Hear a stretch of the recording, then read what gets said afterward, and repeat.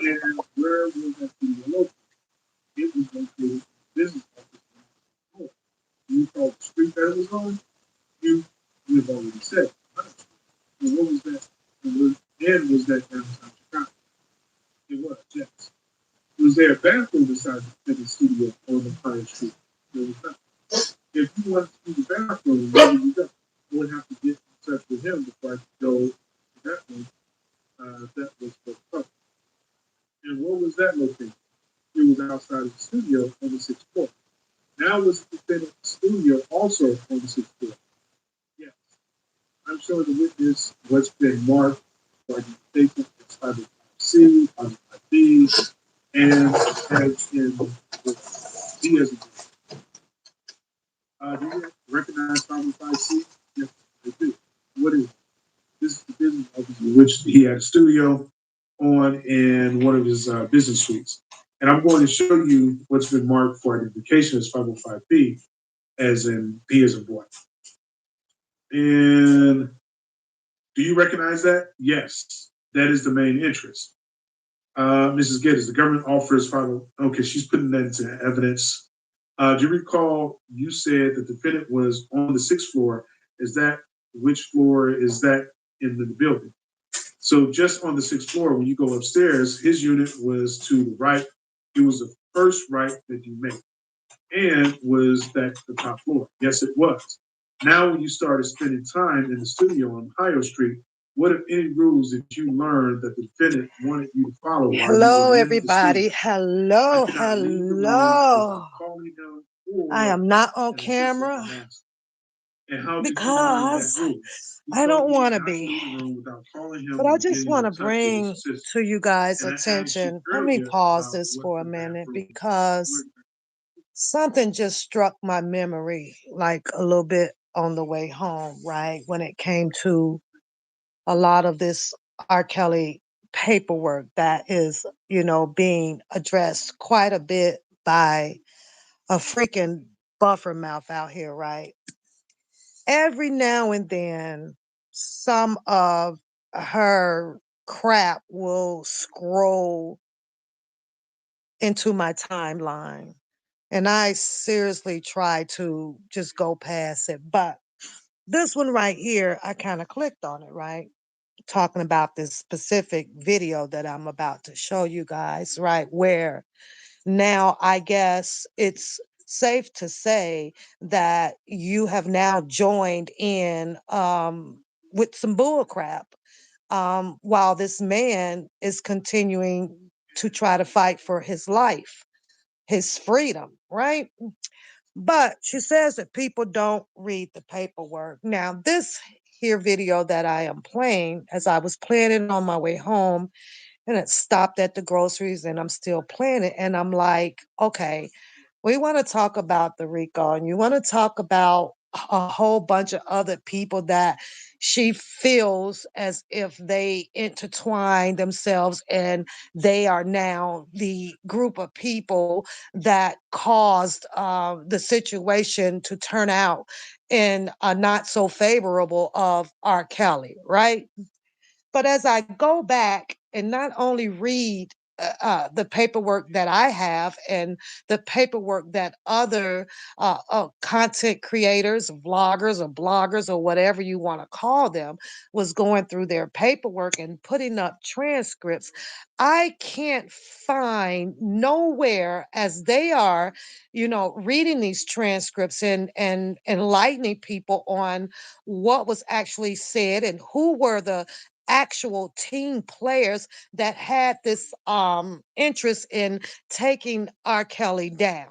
Now it's, I guess, her turn. Like I keep telling you guys, this girl is so far caught up in her feelings over something that was inflicted, I guess, on her. Now it's, as she stated, and I'm going to try to quote it verbatim, well, nobody did and said anything when a ex person was attacking me and doing so and so, to a child of hers. However, do you intend, and this is my message, like to this wilding out, crazy buffoonery crap that she's doing, right?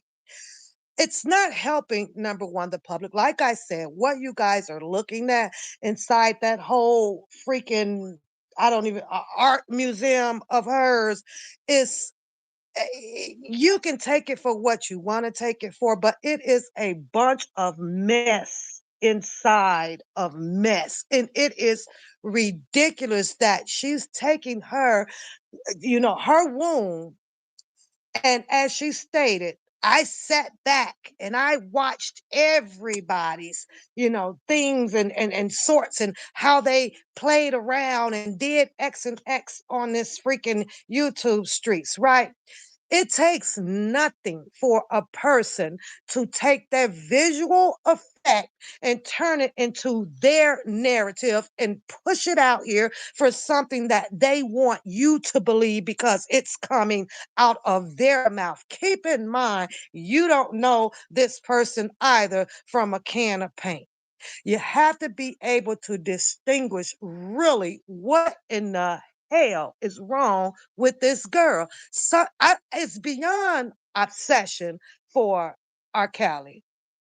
It doesn't take an Einstein to figure out neither her or anyone else, and that chooses to be in the type of position that she is, has the funds or any sort of sources to have stepped up to the plate as big as it needed to be stepped up to help R. Kelly in the court of law.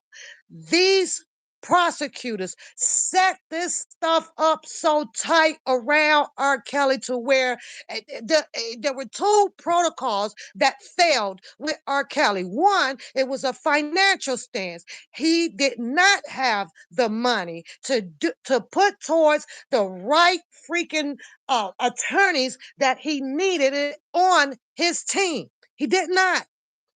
Attorneys walk away from situations. They will not give their best if you ain't cutting them checks the way they need them to be cut, right? But this girl here, when I tell y'all, this girl literally, and I'm about to cuss just for a second, makes my ass itch. It don't make no sense to what she is doing because of something that happened to her. Number two, R. Kelly team, some of his attorneys gave it their best damn shot, all the way down to mechanic going up in there with the minimum amount of time that he also had to get prepared. But my point that I'm trying to make to you guys is this girl has clearly lost focus. Clearly lost focus, right? All of these arguments and everything that intertwine, yes, some of us can say or ask, no, you know what? Let me use her vision, right? Oh, well, these people had to know some people that was paid to come out here and do all kind of sort of crazy things to cause this confusion in R. Kelly case. Now, let me tell you my stance on that. It didn't matter to me if it was 300 million people out here that had gotten into certain arguments over whatever personal artifacts that they were choosing to argue about. R. Kelly had a team. Their focus was not on who the hell was out here on a freaking, hold on, because I do not want this and it did go off, so I gotta find it again, right? That focus on, get off. On every single body that did not have a taking in R. Kelly's case. Those people took the stand. But for some apparent reason, she's off track with that. Now it's anybody and everybody who says anything or whatever about a freaking God darn Bookham over there. That's the crazy shit that where she's off track. She feels that hi from Scotland, what's going on? She feels that she has set back through all of her time out here just to do a whole bag of freaking discovery off of arguments, off of people that she don't know. None of us really knew nobody. None of us really knew nobody. And I'm going to put all of this stuff together and I'm going to show you how the real distraction or the real reason of that these people who are out here doing all of this back and forth stuff are the people that caused R. Kelly to be where he is. What is my picture of it? What did I vision of this? My vision of this was R. Kelly, a humongous freaking celebrity, as people titled him the king of R&B. People coming out here loving on him, and people coming out him hating on him. A very well-known freaking R&B singer, right? All these people just came out and decided to hit the button to become something of something.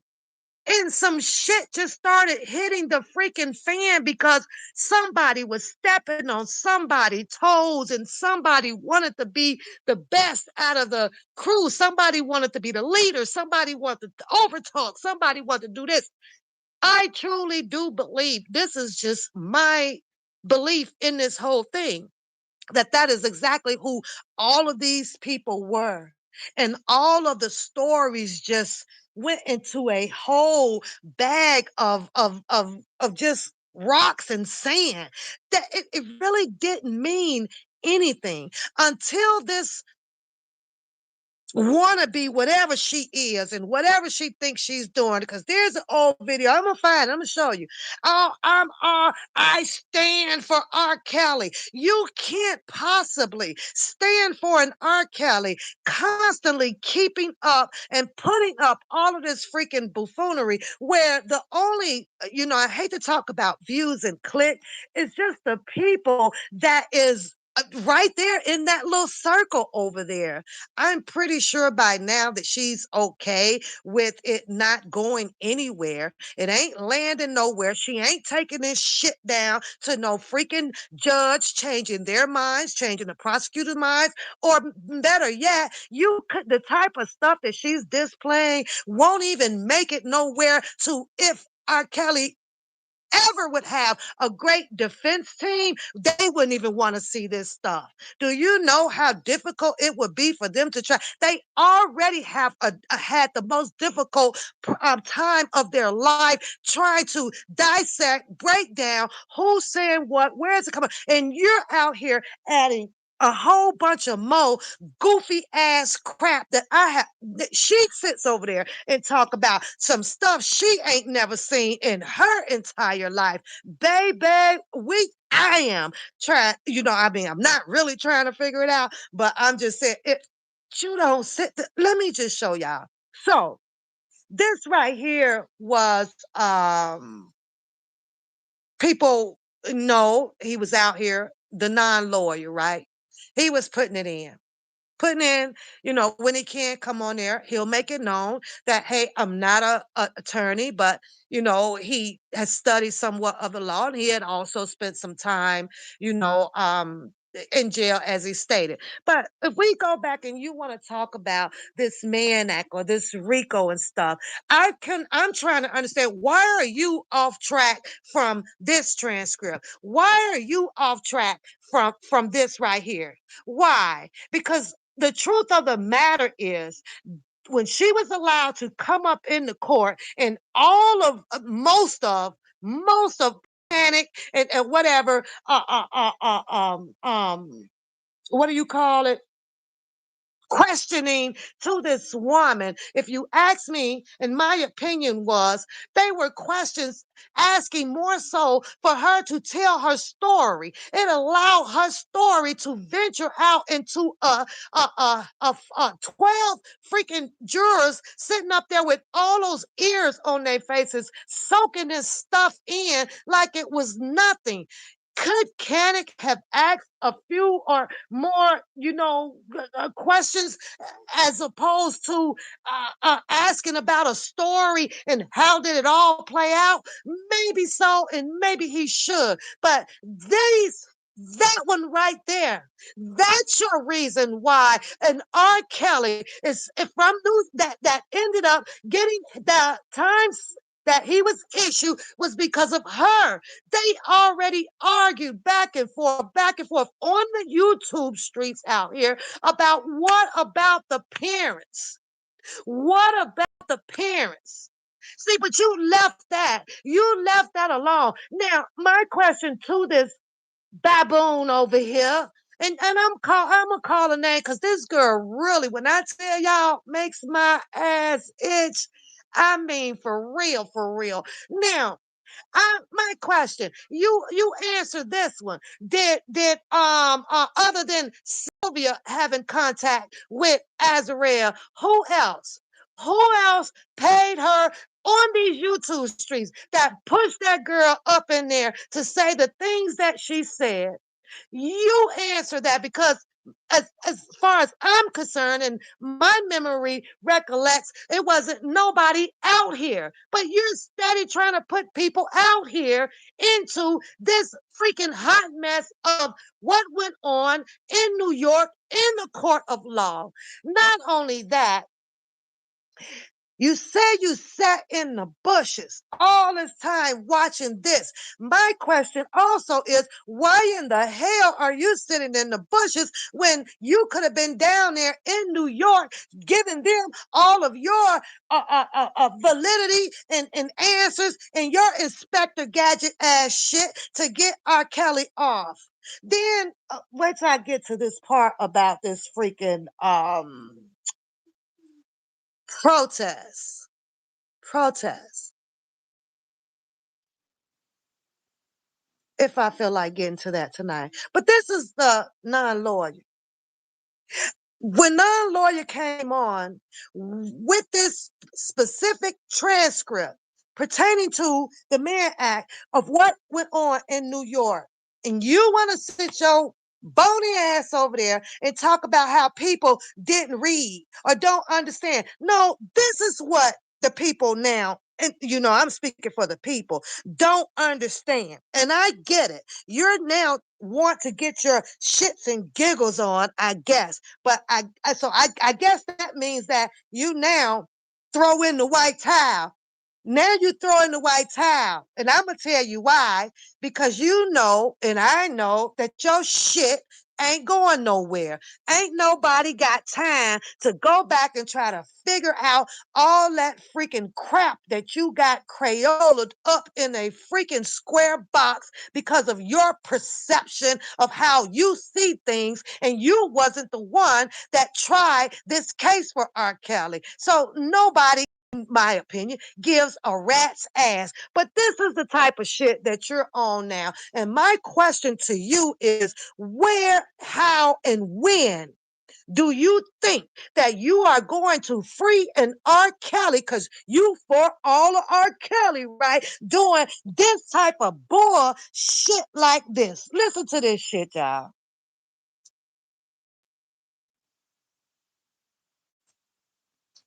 It was always every time I was on the phone with him. I always had them on Messenger. What good is this going to do? Messenger. I was making listen even though I was still recording him. Happy belated birthday, Champagne. He's the one where he's on his booty and he's telling Bobby about a conspiracy and how they played Dr. Rice in the video. And you hear the conversation. You know what I'm saying? So you've been belated on people going in and what? At this point, trying to prove anything about whatever a Randa done said about a Bookham, and a Bookham done said about a Sylvia, and a Sylvia done said about a Bookham, is not going to free R. Kelly. Not a damn thing of it. It's not even entertaining because the shit is old. The shit is old. What do you want them to do? What do you want the district attorney or the prosecutors or the defense attorney? What do you want them to do because you in your freaking feelings over there because somebody got something to say about a goddamn book all the damn time with your selective going after people ass. You got yours that you won't touch. You got some that you won't touch, but you got your only little handful that you will touch. When I tell y'all again, this girl makes I'm like, how do her crap keep getting down my timeline? How? I'm like, I'm trying, blah, like, get this winch up out of my timeline with this crap. You want to talk about a confusion? Girl, you are a whole freaking confusion out here. You are in the way. Well, I guess maybe not, because ain't nobody at that level that needs to free R. Kelly is actually paying any attention to your crap. This is straight bull crap. Hold on a minute. Let me get to another one that you did. You are something else. And the most that you can come up with trying to free an R. Kelly is with your showdown about some freaking the zoo. Well, what do you think you are? You might as well add yourself up there in the whole damn zoo. You done got too comfortable with the whole AI thing. That part there cracks me up. You just way too comfortable with that. Matter of fact, you abusing it. It don't make no sense. Is you wants to do a shits and giggles, but you're the one really that a person like me is truly laughing at. Let me flip my freaking chicken legs while I find this video on your butt.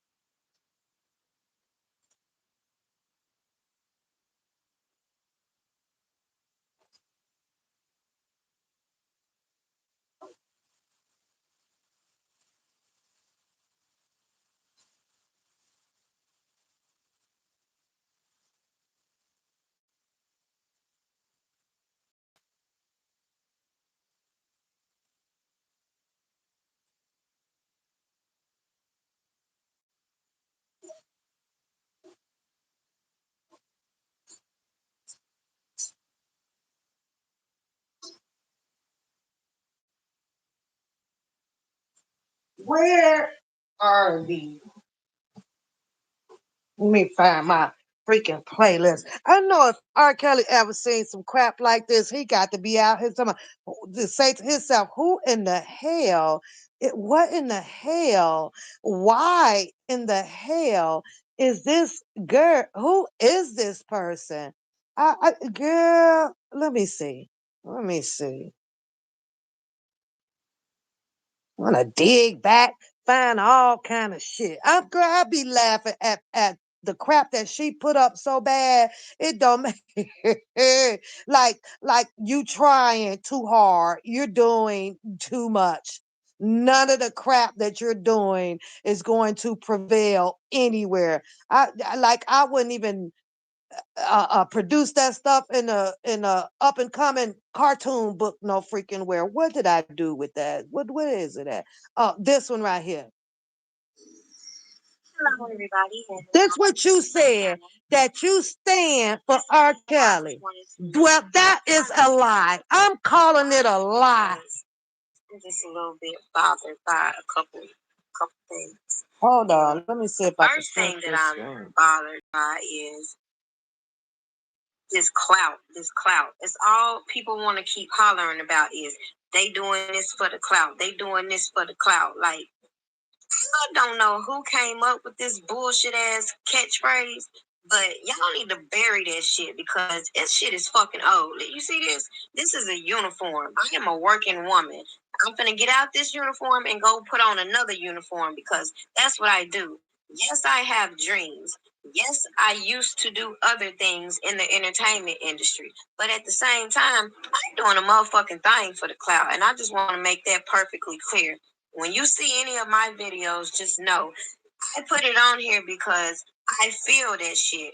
And the reason I put it on here is because I'm a YouTube watcher and all I see is YouTube being saturated with bullshit. So for all of you people that come to my fucking channel talking about she cloud chasing, she just want to be like Tosh K and all that other fuck shit, let me be the first one to tell you.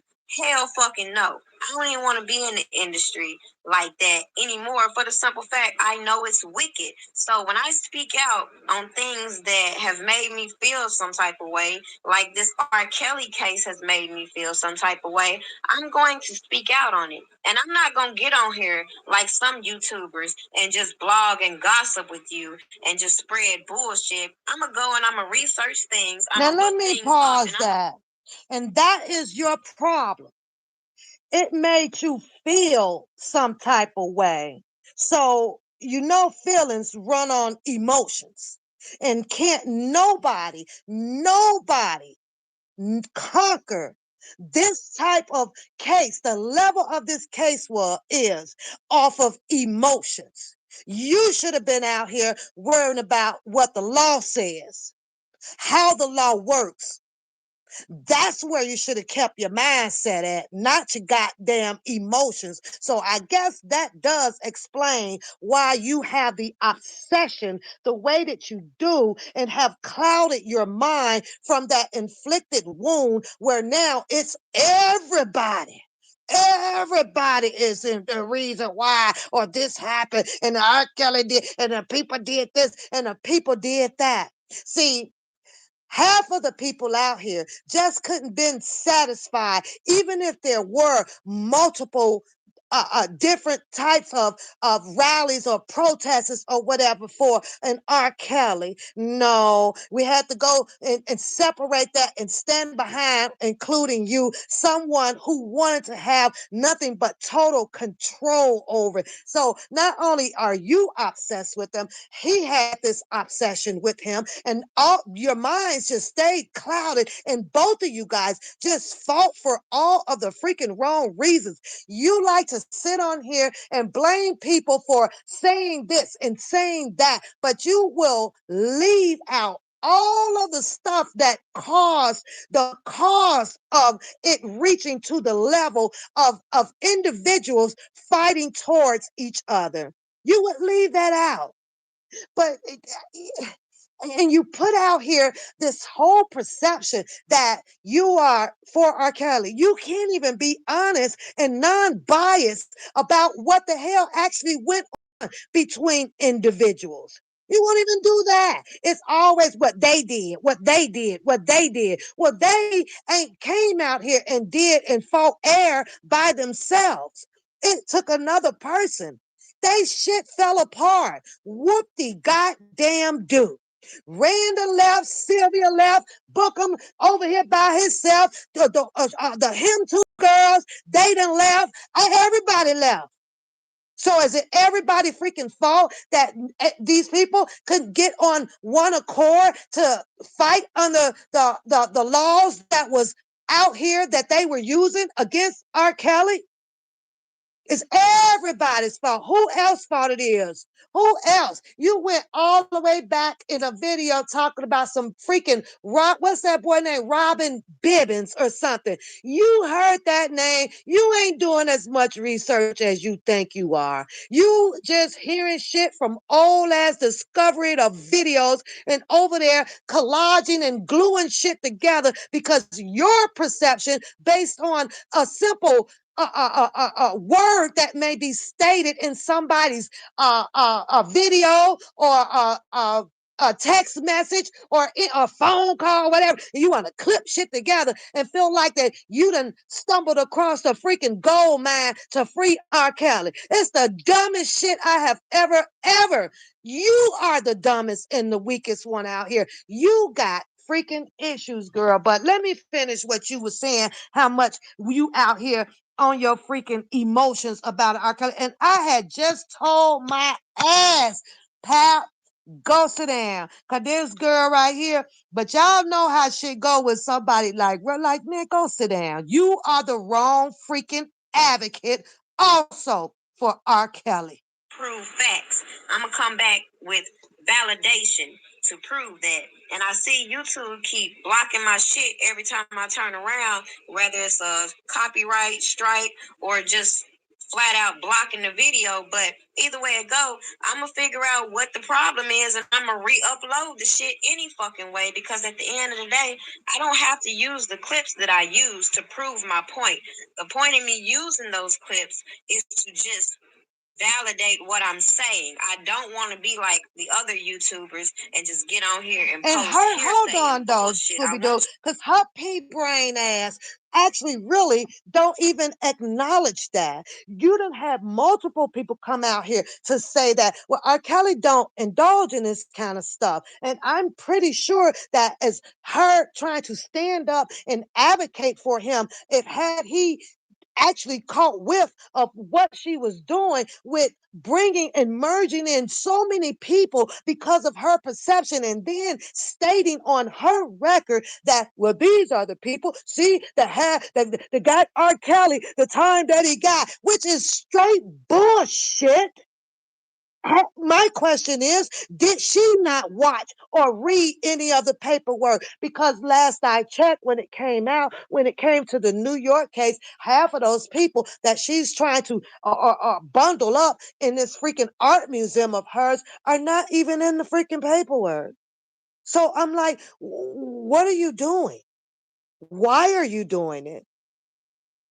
I- you're fighting for allegedly someone who does not allegedly, as they said, people who have been close to him and know him, don't condone this type of mess. So that right there automatically blows her whole freaking cover of trying to advocate for an R. Kelly.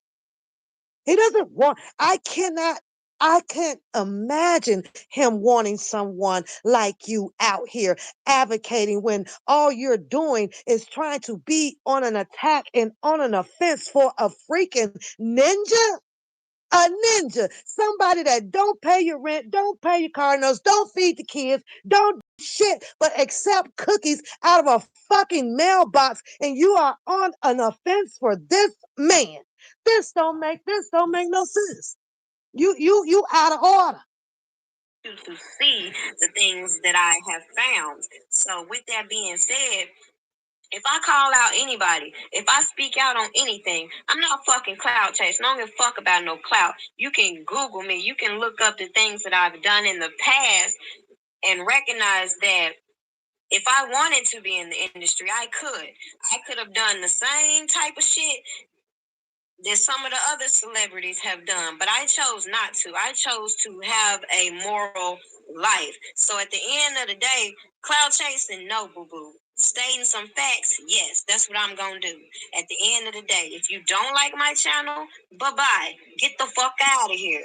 You trolls that like to come over here and say this and that, at the end of the day, my channel is not going to be for you. My channel is for people who are like-minded, who want to share my opinion, and who want to hear some truth, and maybe even go look the shit up themselves. See, telling other people stories to edit it, to just copy and paste just a glimpse of what they're saying does not become your truth. It does not become your truth. That becomes your gossiping. You are a gossiper. You want to tell a storyline, but you can't tell it right because that too though, D, because you're mad. You're angry at a situation that occurred between you and someone else. Everybody else has had a situation that occurred. I done had a situation that occurred with a Dabowski gun, but not once has he ever came out here and said, well, it's because of you that R. Kelly has got 30 years. It's the most absurd shit I have ever heard, because him and I had an altercation, or DJ and well, I won't say that woman's name, but and Scooby Doo had an altercation, or Randa had an altercation with DJ.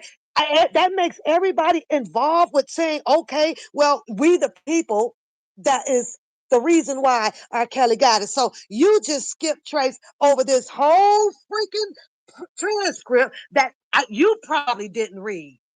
Maybe you didn't read it because according to this, they set this up so goddamn strategic, it didn't make no damn sense. Not only that, this was something that could have been beaten had R. Kelly had the financial standing point to put in really good freaking attorneys that was not afraid to argue in the freaking courtroom. And also, even though I know it was the prosecutors that had to bring the freaking evidence to prove their case, it would have been less fucking sidebars. It would have been some arguing and some fighting up in there. It would have been way more goddamn objections when these people are sitting on the stand saying that, well, he did this, well, he did that. The fuck? When in this transcript right here alone, when Kenneth asked this girl about her age and she first said from 17, then it went to 18. Hold on, hold on. It's time to argue and get down up in here. It's time to question the fact about this goddamn fake ass ID. It's a whole lot of shit that was missed and stepped over coming from my opinion. Some of his defense had those defense probably received the amount of money that they probably thought that they were worth with dealing with a sensitive case like this that had something to do with allegations of R. Kelly SAing some people, even though it was people from a long time ago, which I don't know the federal law to that freaking extent, but it had to be some type of federal law out there that clearly says that they were that caused them, I'm sorry, to be able to go and bring back 50 fucking years of R. Kelly's life to merge it all this up into this shit right here. Not only that, maybe if you would, and then you know, I'm not trying to be on nobody freaking good side, but I have to say this. When Dabowski was breaking it all down, Kaleidoscope, instead of being so fucking mad and envy and all this stuff, because he said, oh, you're going on the board, that goddamn man put me on the board, but I knew I ain't had shit to do with it. I looked at it, started laughing at the shit. I knew why he put me on the board, because he got pissed off at me for whatever reason he chose to be pissed off of. Nothing that I can stop. I was able to look over all that shit with him, putting me up on the board. Instead, he kept getting educated on the difference of being federal and civil and state and all of that shit. Maybe if you'd have opened up your ears and relaxed and chilled for a minute, maybe you could have got that out of that freaking lesson. Yeah, y'all bumped heads. Whoop the goddamn do. And you mean to tell me that this is something that you can't get over? He didn't tear you down. You still got your roof over your head. You got your lovely kids over there. You're still going to work. You're still baking fucking Twinkies and shit. What the hell did he really do? Hurt feelings? And then you want to prove to who that you're strong enough to be out here to advocate and fight for an R. Kelly when your whole feelings is crushed and hurt over some bullshit about it man put you up on the board or this man went behind somebody else and put out your oochie coochie pictures. Who gives a rat's ass about that shit? You ain't got no bones. Hold on, I gotta flip a chicken.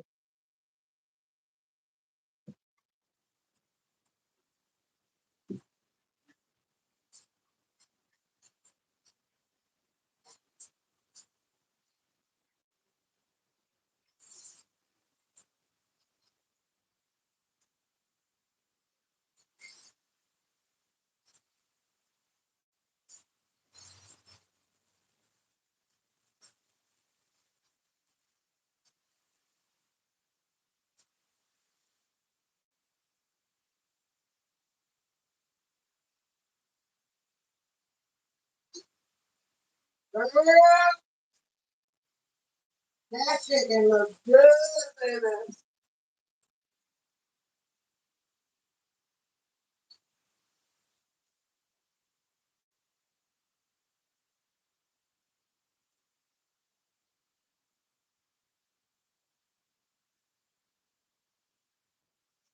Now, make me some spaghetti.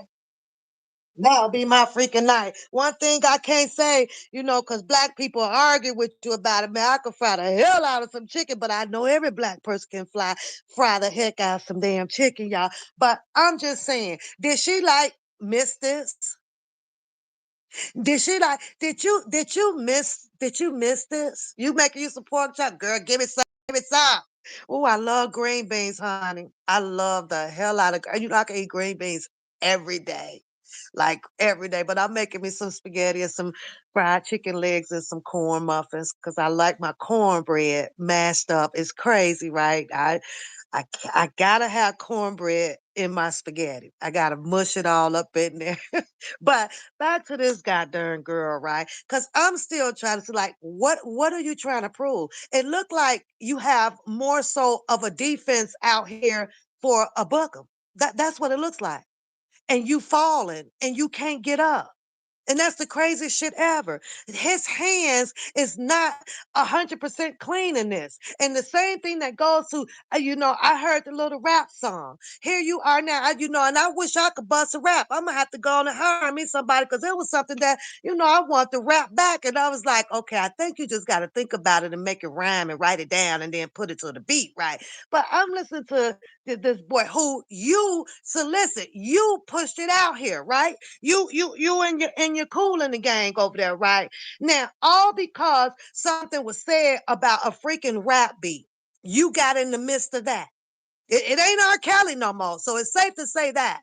It ain't R. Kelly. You got in the midst of that. All because of a JoJo said something to a Bookham about a particular beat or some crap and to take it down.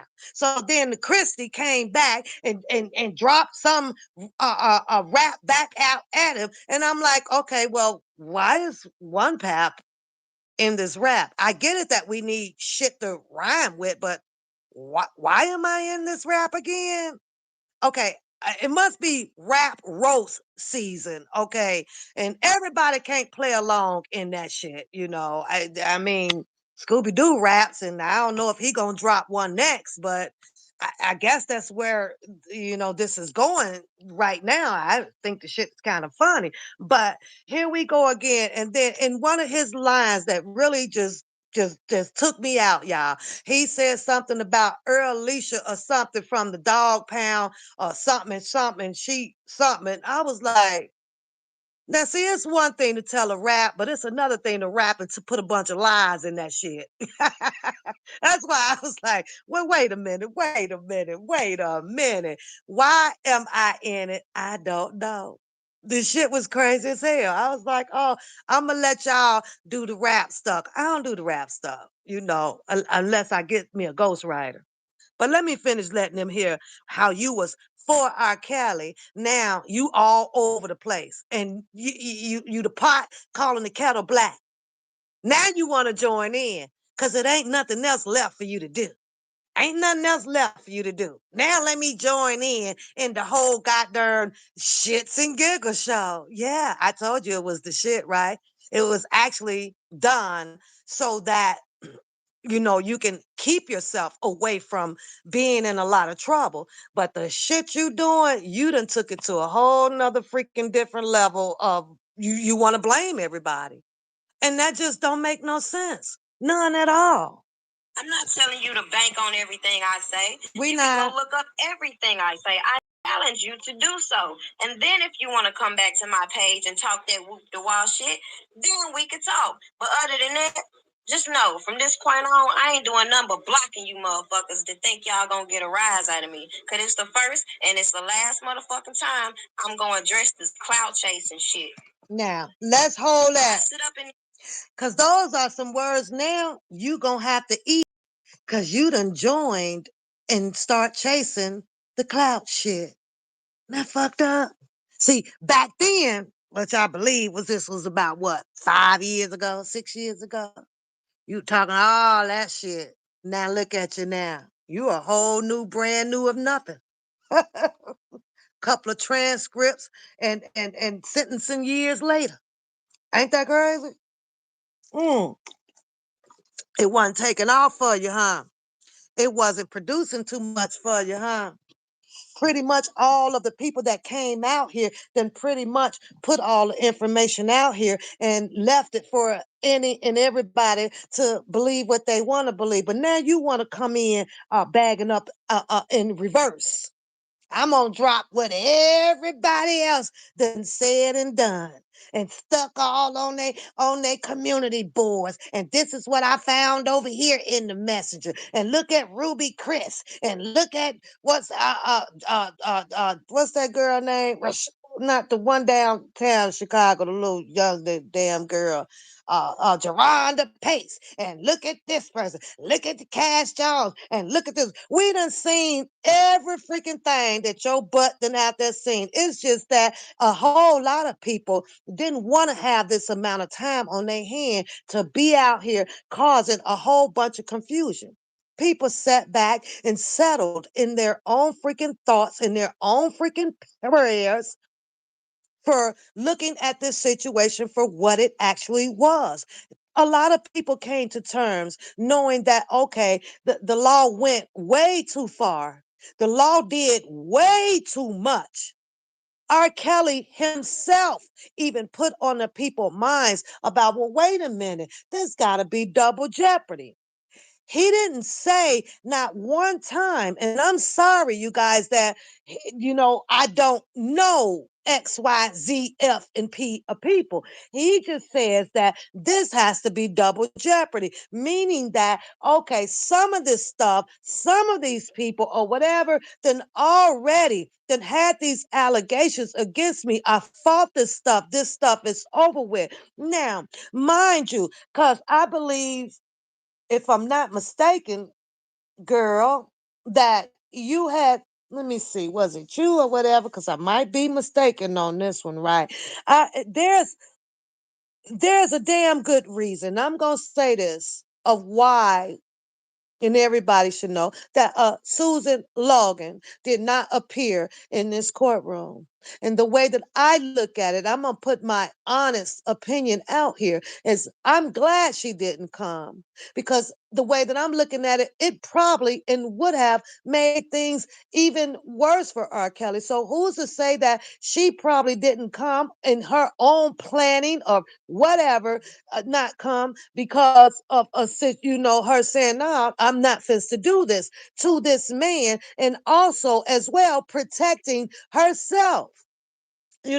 So I look at that situation in that scenario like that, right? R. Kelly said it in so many words. No, I'm not no, perfect freaking man, but I'm also not this man that these people are making me out to be. I questioned myself 1,000 and trillion times as the prosecutors were here with all of this discovery. How come a lot of the discovery for R. Kelly's on be on his behalf could not have been entered into to discover, to be able to show to the jury? For example, the good times and the laughter and all of that crap that Azarel was having up there at the Trump Tower. Why? Why was none of this stuff submitted or shown on his behalf of this? Because this girl did become a major part of his freaking takedown, a major part in it. Why was it when they asked in this transcript, I can remember one part about it. Well, what section did you stay in? This is the Black Panty Tour. And you mean to tell me that the question didn't come about with Canning ask her, well, or R. Kelly gave you panties, right? Okay. Then my next question, I'm like, well, did he give probably 100 more people panties at this? What made you think that he was just singling you out when there's 100 people, which probably could have been summoned somewhere to the courtroom, said, well, I got a pair, I got a pair, I got a pair. As I listen to the non-lawyer on here, you can clearly see, the girl over there at the art museum, you can clearly see where, yes, she had a choice. She had a choice to walk away. She had a choice to do this. She had a choice in common sense, even with her parents, to know that, well, wait a minute. Are you going here to be put on as a freaking artist, or are you going now because you are interested in intimacy type of relationship with an R. Kelly? It sucks that the juror could not depict that, because as I listen to this transcript, it clearly shows that. It clearly like shows like, well, wait a minute. So you actually at your age, and okay, R. Kelly wasn't old, I guess, but you joined right into this. You wanted to be with him, and then bam, here's the pictures, here's the birthday party, the cake you went and got, the singing for him, and all of this stuff. So I mean, even though it's a possibility, and like I say, I don't know the federal laws and all of that stuff like that. It's almost like you got to be in trouble and stuff, to be able to go sit down and want to sink your head into all of this stuff, because every time you turn around, some shit getting amended any goddamn way, where they have to rely on a case log somewhere from years ago to help push a particular law that may have been amended, but not as clear as it should be to impose on a person. But I'm just saying, girl, honey, like who side you on now? Bookham doesn't need the protection or the whatever you trying to do for him. He's not the one that was convicted. He's not the one that's serving the 30 years. And when he's in these entanglements with other constituents out here, such as Sylvia herself, that shit had every bit to do with between him and her. She loaned or gave him a car against her husband's will. That nigga didn't pay the freaking car note, and then one thing led to a freaking another. That's just the end of that. The trying to go to court to try to figure out, well, who moved the tag, and the tag was on the old car. It went to the new car. Like you sitting over there, like just so dumbfounded, like you don't recognize that this boy likes to indulge himself in this type of freaking activity and drag you people right along with him. If you ask me, hell, he was the whole freaking shits and giggles, like I started when I left. When I left, hey Jerome, when I was leaving work long time ago, he was clearly the shits and damn giggles all by his damn self. Kelly groups, and most of the people that in there, all they want to talk about is how fine and how sexy R. Kelly is. Motherfucker, that ain't gonna do shit for R. Kelly. Y'all need to get up off y'all asses. Stop motherfucking doing all that bullshit. Now, I had to pause it there. I had to pause you there, girl. Listen here, Art Museum. Because I don't even know when you got up off of your ass. Not even going down there to your homeboy protest. You wasn't there either. Oh, you sat back in the trenches so that you can build up you a whole freaking a colorful docuseries on people who actually kind of gave a shit and went out there in different types of weather and spent money to support R. Kelly. But to you, because of your perception of things, everybody that was there was just so full of shit. Coming from someone who ain't even opened the front door to attempt to go. And I also remember you saying, "Oh, I didn't have to be there." Da, da, da, da. No, you didn't have to, because you sat back there with a pre-plan already conjured up in your freaking head, visualizing how you gonna bring up the freaking rear with this buffale crap that you doing. mm, mm, mm. Hunty, no, you sat on your butt. I'm gonna rewind that back so that they can clearly hear what you said. You said that people need to get up off of their ass. That's what you said. And last I checked, you still sitting on your ass. To the people that in there, all they want to talk about is how fine and how sexy R. Kelly is. Motherfucker, that ain't gonna do shit for R. Kelly. Y'all need to get up off y'all asses. Stop motherfucking doing all that bullshit. and start trying to figure out ways to disband and to mute all these people that are slandering this man's name. Y'all call yourself fans. Now, do something. I want Don't wait on y'all no YouTube. to pay attention to how her words switch from y'all, we, and an I. Pay attention to this shit. Video to tell you to do shit. Don't wait on nobody else to tell you that this shit is wrong.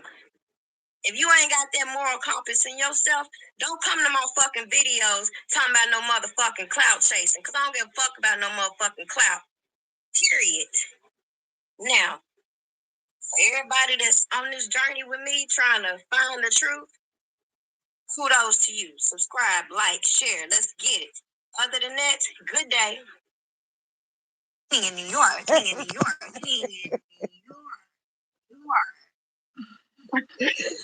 Now, let me pause this because this is one of her most frequent artwork, right? And I need somebody to tell me what in the hell do y'all think that I have to do with any of this? But this is what this is her perception, right? This is her. In New York, King in New York, King in New York, New York. What do I have to do with any of this? Clearly, it really irritates my soul when people What? to this day still don't know why R. Kelly was charged in New York. But I told you a long time ago. Dana told you as well, but guess what? Dana's a liar, and I had to be an enemy because you had certain individuals that want so badly to keep pushing the narrative that R. Kelly allowed these individuals to do the stuff they were doing to help him, even though we saw how much help it gave him. Okay.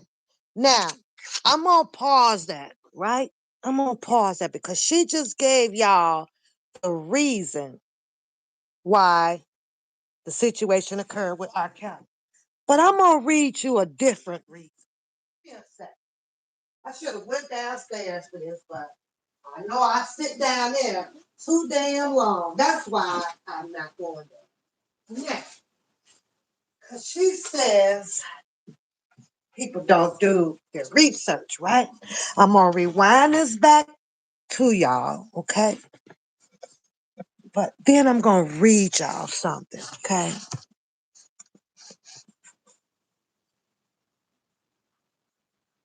That's what she says. That's what she says. But well, actually though, Dubowski, she wasn't even clear.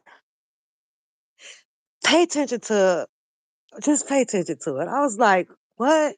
What went? Why was he? What was the reason? Let's listen to her reason again. Let's listen to her shit again. It takes my soul when people really to this day still don't know why R. Kelly was charged in New York. But I told you a long time ago. Dana told you as well, but guess what? Dana's a liar, and I had to be an enemy because you had certain individuals that want so badly to keep pushing the narrative that R. Dana was a liar and she was an enemy. Somebody tell me what the fuck that had to do with anything. Anything. Who even gave two, I'm on a curse, of the middle finger on focusing on at the time when these charges came out, right? About him being a liar and her being an enemy. Why is it that she made her and him the focal point of this reason? I'm trying to understand this. Why? Why? What the fuck does it have to do with her? Still don't know why R. Kelly was charged in New York. But I told you a long time ago. Dana told you as well, but guess what? Dana's a liar, and I had to be an enemy because you had certain individuals that want so badly to keep pushing the narrative that R. Kelly. So she's saying that y'all should have listened to Bookham when it told you his reason of why. And his reason of why was exactly what Dubowski put in the chat. Blaming it on Don Russell and this person over here and this person over there. Like, what? What? allowed these individuals to do the stuff they were doing to help him, even though we saw how much help it gave him. If y'all don't pay attention to this trick wordology ass heifer, if y'all don't pay attention to the trickology word heifer, this woman got some trick words for your ass. I told you, you gotta be slow to speak and quick to listen. Listen, y'all. Listen to this shit. Certain individuals that want so badly to keep pushing the narrative that R. Kelly allowed these individuals to do the stuff they were doing to help him, even though we saw how much help it gave him. She talking about Don Russell, okay?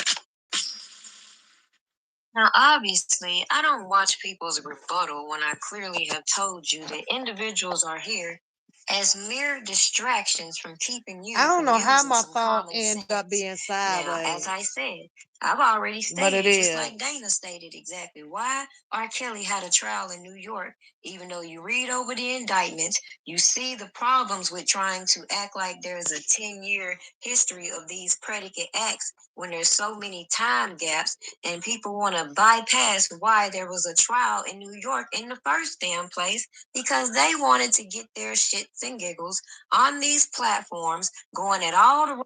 I'm sorry. Why did they skip over it? Because they wanted to get their shits and giggles. Did y'all see how she just added that in there? To make you believe that that is the reason why certain things were skipped over?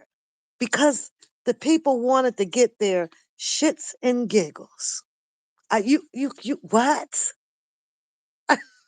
To act like there's a 10-year history of these predicate acts when there's so many time gaps, and people want to bypass why there was a trial in New York in the first damn place because they wanted to get their shits and giggles on these platforms going at all the wrong people instead of focusing. I gotta ask you, Art Museum. Didn't R. Kelly attorneys knew that that predicated act didn't fall within the 10-year gap of guidelines? Uh, did they fight for that? Did they even argue that? Did his attorneys argue that to get these cases that they were putting on R. Kelly that did not fall within the 10 period guideline on predicated freaking acts? Because, see, that was their job to do so, not the goddamn public. It was their job to do so. Since you feel like, that should have not been there, then you should have had this argument with what attorney was on board then. I don't keep up with them all. Maybe you should have had to call them up and ask them, why are you guys not arguing the 10-year, predicated act? Why they, isn't that something that you would want to have an answer from his attorneys on? Because those were the people that were in there allegedly getting paid to win his case for him, not the people out in the public. On the information that was in the paperwork, looking at how these people are moving on these platforms and applying that common sense to why a person like me can read the paperwork, watch the movements, look at all the way the media is spinning these stories, and come back and get the last laugh at all them people who stood up here and ignored all the warnings I gave as people want to keep. So you just wanted to sit back and get the last laugh.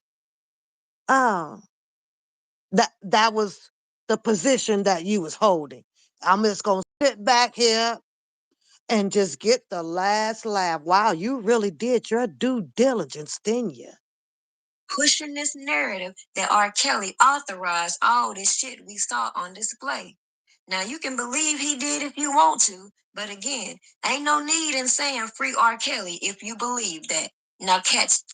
Oh, so I'm just gonna go out on a limb by just guessing that maybe you might be speaking somewhat about me and maybe a little bit about Dubosky when it came to Don Russell. See, because of you being entitled to your perception and your belief, right? On what you saw, right?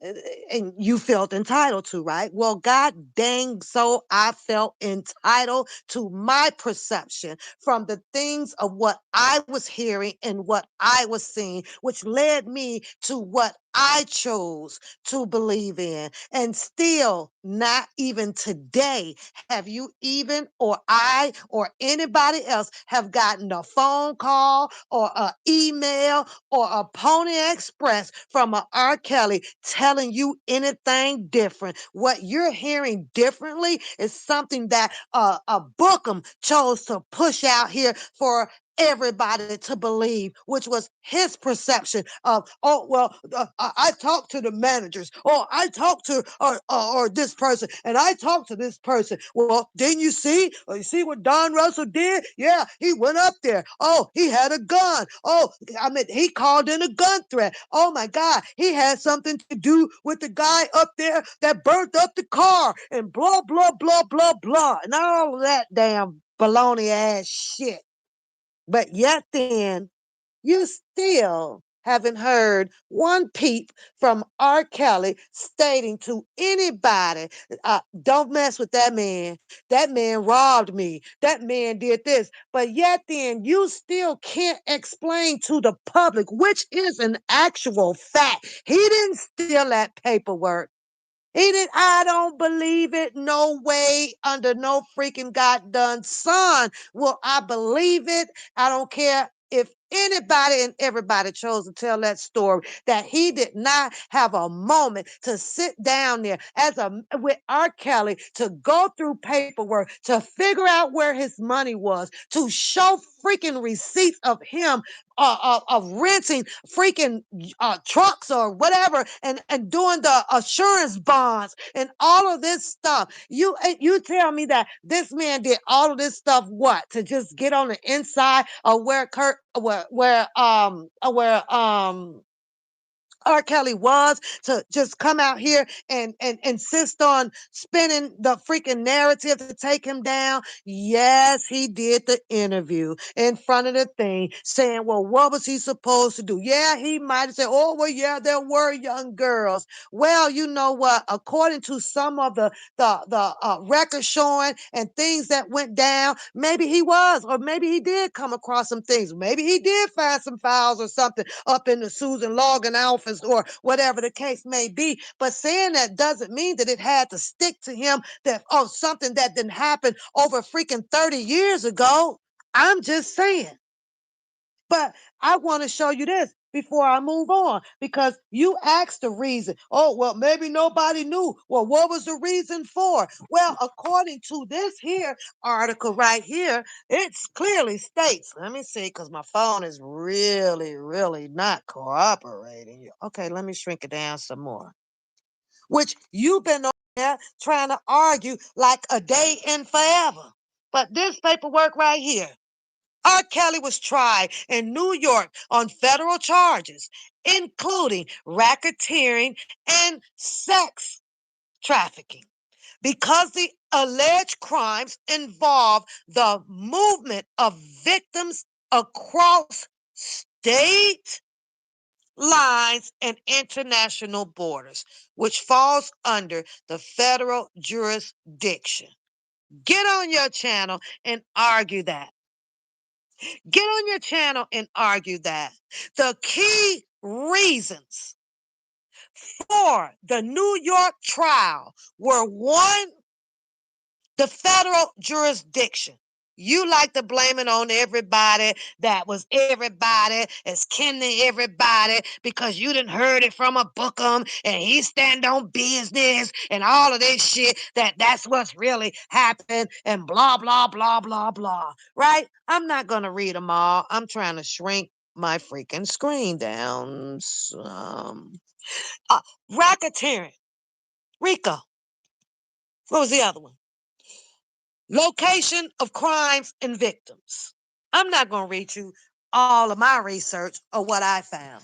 But like I said, I had my reasons also for being out here, putting boots on the ground, taking time off of work, spending a lot of money, meeting people that came down there in a various serious and passionate time to advocate for R. Kelly. But you worse than your boy over there. You want to take away something that you didn't give. See, you didn't give us that opportunity. You didn't give us that chance to do so. You were not the celebrity. We all went out there in honoring of what we felt according to our perceptions to advocate for an R. Kelly, not a goddamn on kaleidoscopes. Let's get that right. Matter of fact, coming from someone who has not been out there at all. None. You say he the only one that know him that went to jail and he wasn't even around like that. Period. Period. Now, I would. Well, let me get back to some of your stuff before I got to go in here and finish putting my food on. Yeah, because I stand on 10 when I say I don't believe it at all. Now, I originally started this video with this clip, but YouTube is tripping. So you're going to have to go and search this video on the real daytime. And it was Lisa Van Allen's theory on this threat that initiated a lot when it came to the New York investigation against Robert Kelly. Now, people can hold on to the hopes that people were doing things with good intentions, yet it doesn't change the fact that laws were broken on many sides, but unfortunately, only one person took the fall as the head of this RICO enterprise. Stay tuned as I make this make sense, because even if you didn't want to read the paperwork, you could have just read some of these articles and looked at the things that we saw on public display to realize that even the person, Lisa Van Allen, was established in court as a liar as she was back in 2008. And we were all aware of that. Shout out to Jennifer Bonjean. Now you over there like you just discovered fucking America. Shout out to Jennifer Bonjean. Yeah. Not a goddamn kaleidoscope because she can narrate and put and edit and put a picture up in a freaking museum over here. You don't get that. You don't get that feeling. We giving that feeling to Bonjean herself, which you failed to mention. There's something you couldn't even give her recognition of and saluting her for knocking that one out the park. No, we're not interested in your freaking crap over here. Let me see, because I do want to read you something that I feel like since you wants to now be the attorney, here's some things that maybe you can go up there to what's her name, Mrs. Getty's right office and tell her how you truly feel about some of this crap that was said and done out here. Let me, why can't I get my phone to shrink down? I'm just gonna read it to you though. It says here that R. Kelly was a predator who destroyed the lives of people around him and capitalized on his fame to prey on underage girls, boys, and on women. Was you there to argue that? Absolutely not. A federal prosecutor said on Wednesday, as Mr. Kelly's long awaited criminal trial in Brooklyn neared its conclusion. The prosecution closing arguments delivered by Elizabeth Geddes. That's the person that you can now pack up your suitcase and go and freaking argue with because nobody's out here trying to continue to go back and forth with your colorful narration over there will continue Thursday as the government seeks to convince the jury that Mr. Kelly was not only sexually and physically abusive, but used an extensive system of control and a network of associates to entrap people for sex. And I can almost guarantee you that that is exactly what you're trying to do, not for the sex, but entrap people minds out here to believe the type of things that you perceived it and displaying it according to your perception, which makes it just only your opinion, not your freaking truth. Go sit your ratchet ass down because I told you, you made my butt itch today. And that's the only reason why I freaking clicked this button. Because other than that, I just planned on taking a freaking week off and do some vacation. But use an extensive system of control and a network of associates to entrap people, kind of like what you're doing over there. Yeah, and keep them from speaking out or going public with their accusations, kind of like what you're doing over there. See, a lot of people don't want to speak out no more. A lot of people don't want to say nothing no more because they know that they got to watch against pair of binoculars to find bird-faced bitches like yo ass out there scoping and copying and pasting and dictating and all that stuff. Mr. Kelly once was the brightest star in R&B music. Says that he uses lies, manipulations, threat, physical abuse to dominate his victims. Miss Getty said this. Don't you want to go argue with Miss Geddes about your freaking truth? But yet then, and I'm going to put it on the record, that the Scooby had a bunch to say about a Geddes, but you called him a freaking retarded fool. But he stood up. He tried to make some noise. He tried to say, well, what are you doing, Mrs. Geddes?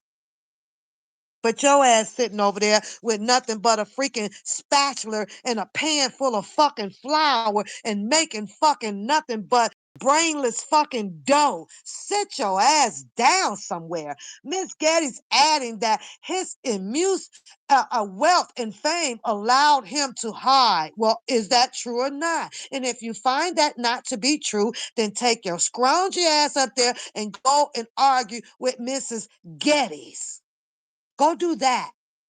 Closing arguments on Wednesday, they spanned for 3 hours and illustrated the expansive breadth of prosecutors' case against the singer and the step challenge his defense team has faced in the trial. Mr. Kelly faces one count of racketeering, a charge that is built around 14 underlying crimes that prosecutors say he committed as part of a criminal scheme he led for decades. You have the answer for that. Take your ass over there to Mrs. Geddes and tell her that these were all manufactured freaking 14 underlying crimes that they put on R. Kelly and take it off the people on this freaking YouTube a circle over here because these people had absolutely nothing to do with Mrs. Getty placing 14 underlining crimes up underneath R. Kelly's behind on counts for racketeering. Who are you arguing with? What is it that you're trying to prove to the people out here when I'm pointing out the person now who you should be addressing this shit to? In addition to the racketeering charge, Kelly is accused of 8 violations of the Mann Act, a law bearing sex trafficking across state lines. Who went across state lines?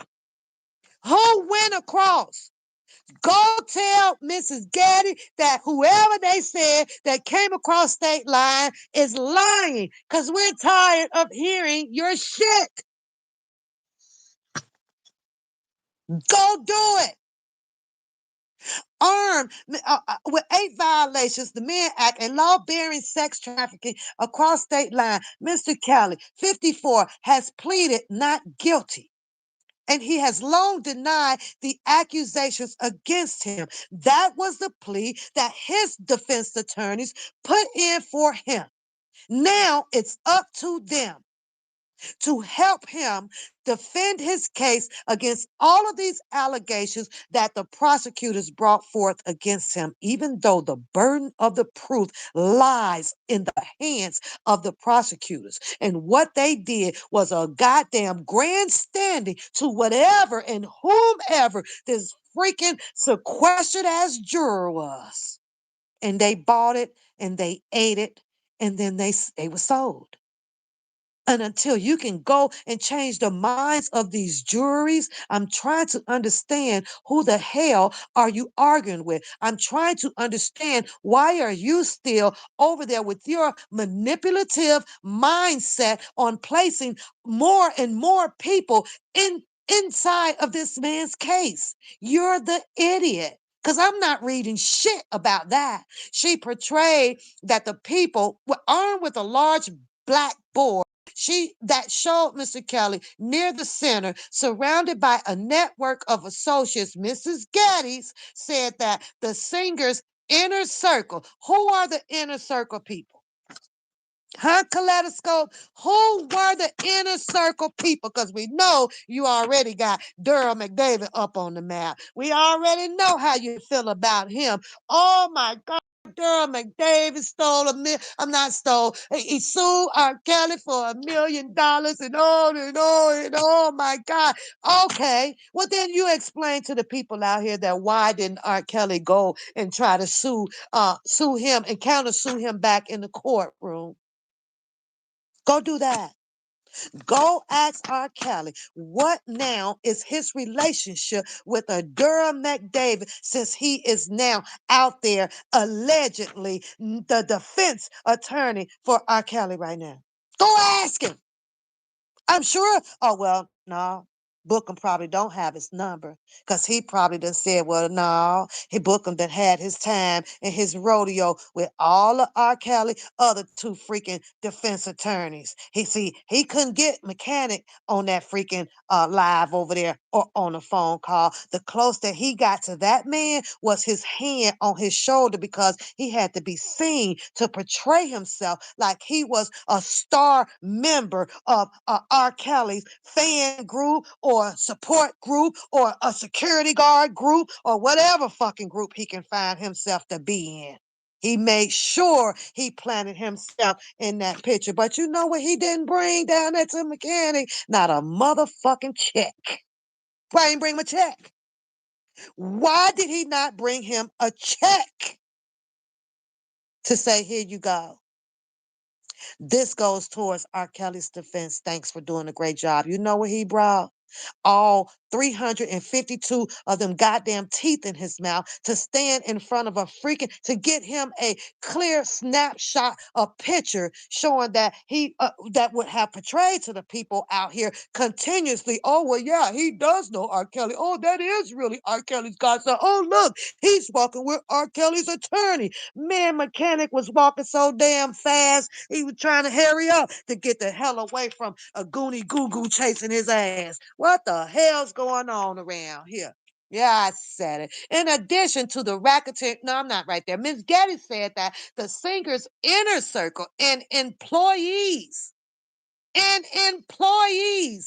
She ain't said a goddamn thing about anybody out here on these freaking YouTube streets that you are trying to call out and paint up in a freaking Crayola box. That shit is insane. She portrayed to the people behind the music business that propelled Mr. Kelly to multi-platinum international stardom as the same group that offered condoms to his visitors and concocted a plot to marry Mr. Kelly to a singer. Now, I do recall at some point where your boy Bookham also stated that he was at some of those freaking, concert. He was somewhere security, also passing out some goddamn arm wrist badges. Are you going to address that? Are you going to do your research on that? Are you going to do your research on his whole freaking storyline about when he came out here and Mr. Kelly was sick and him and Kip or Hip or whatever his name is, they left R. Kelly and they went over to the club and over there was the red girl who allegedly was supposed to have been on the scene with a Gloria Allred. When are you going to address that shit? My chicken legs getting cold. Fucking with you. And that's only because you made my ass itch today. And when I'm in public, I don't like to scratch my fucking ass. But when my ass is itching and I got to reach back there and be like, that only means that something is bothering you. Something needs to be addressed. Because most of the day, all of the day, as fresh as I am, I have no reason for my ass to be itching. But you make it itch. When someone, Mr. Kelly, oh, let's do this one. She portrayed the people behind the music scenes that propelled Mr. Kelly to a multi-platinum international stardom as the same group that offered condoms to his visitors and concocted a plot to marry Mr. Kelly to the singer Aaliyah when she was 15 and feared she was pregnant. And we all know who else concocted that freaking story. You act as if everybody was blind, deaf, dumb, and stupid out here. We heard Demetrius' testimony. We saw him when he first came out. We saw him we hear him on phone calls and all over here. But you know what was weird? The weirdest one that I actually heard was the time that him and Bookham actually had, conveying shit going on, right? Then all of a sudden shit didn't work out too well for Bookham and Demetrius or whatever. Bookham got heated. Now he attacking Demetrius. Go sit y'all ass down. Now, I kind of feel in my own perceptive kind of way that he got his panties all in a bunch because infamous Sylvia had that freaking interview, I guess, probably before him. I don't know if it was the jealousy part that came out of him that infamous Sylvia got to show her tata and he didn't get to show his. That's kind of how I felt when I started hearing the way he was talking about it.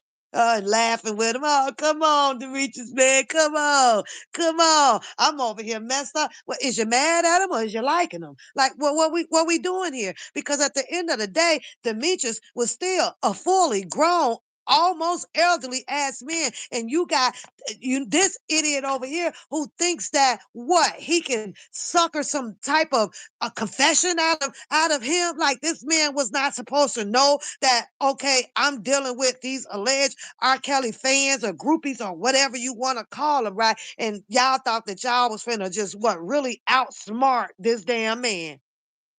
That's crazy as hell. You say she and Dana put Sylvia on everybody else. Yet she was with that, and that's facts. That is so facts. They were.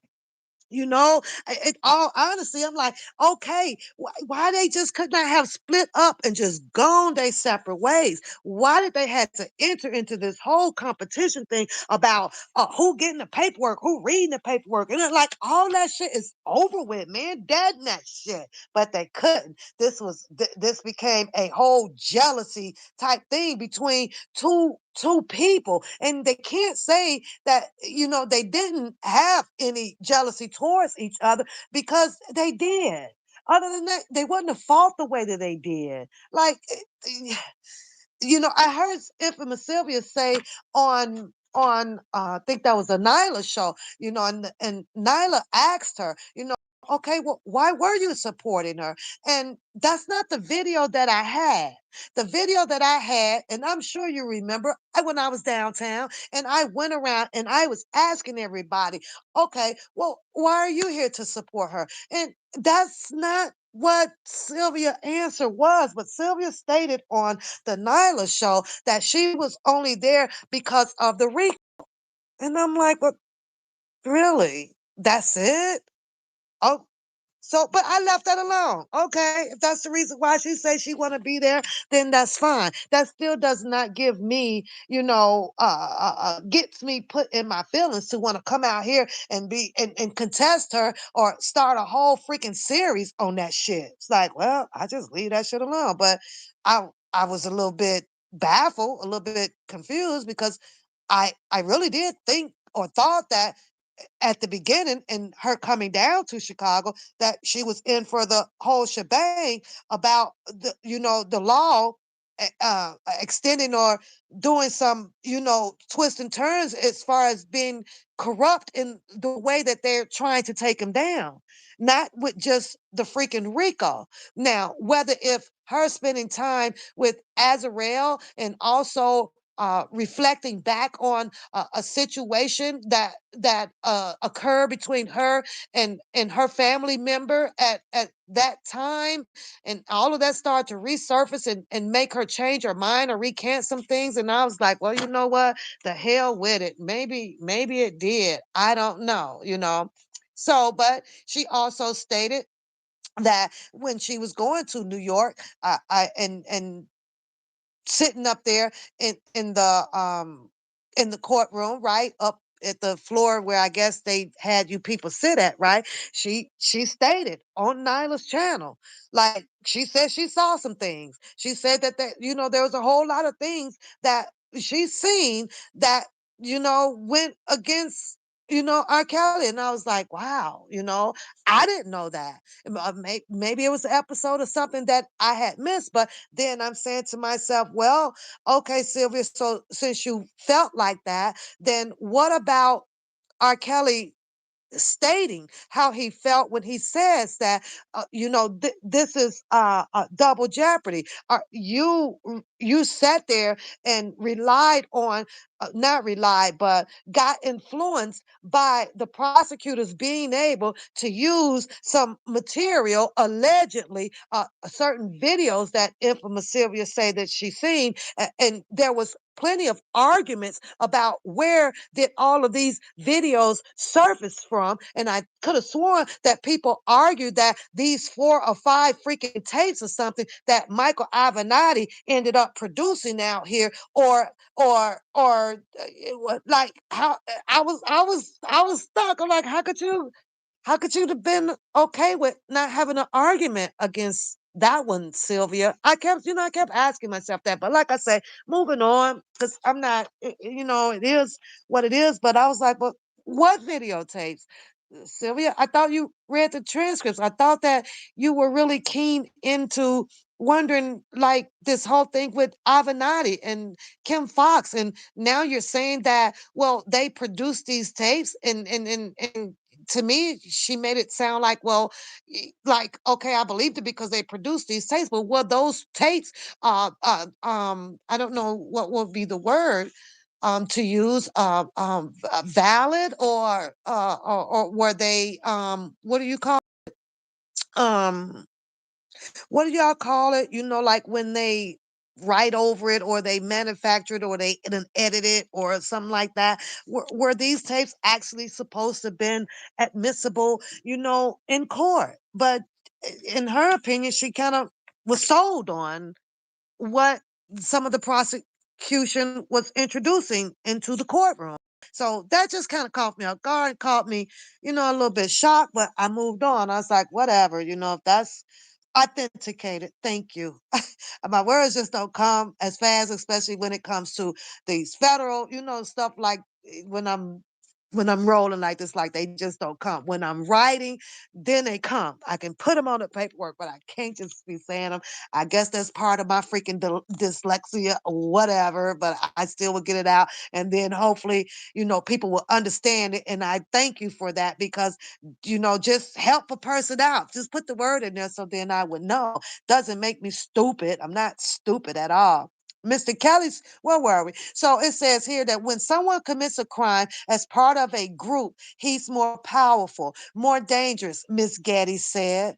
Without his inner circle, the defendant could not have carried out the crimes he carried out for as long as he's did. Mr. Kelly's trial has been years in making. Allegations of sexual misconduct trailed the singer for years, even at the peak of his stardom.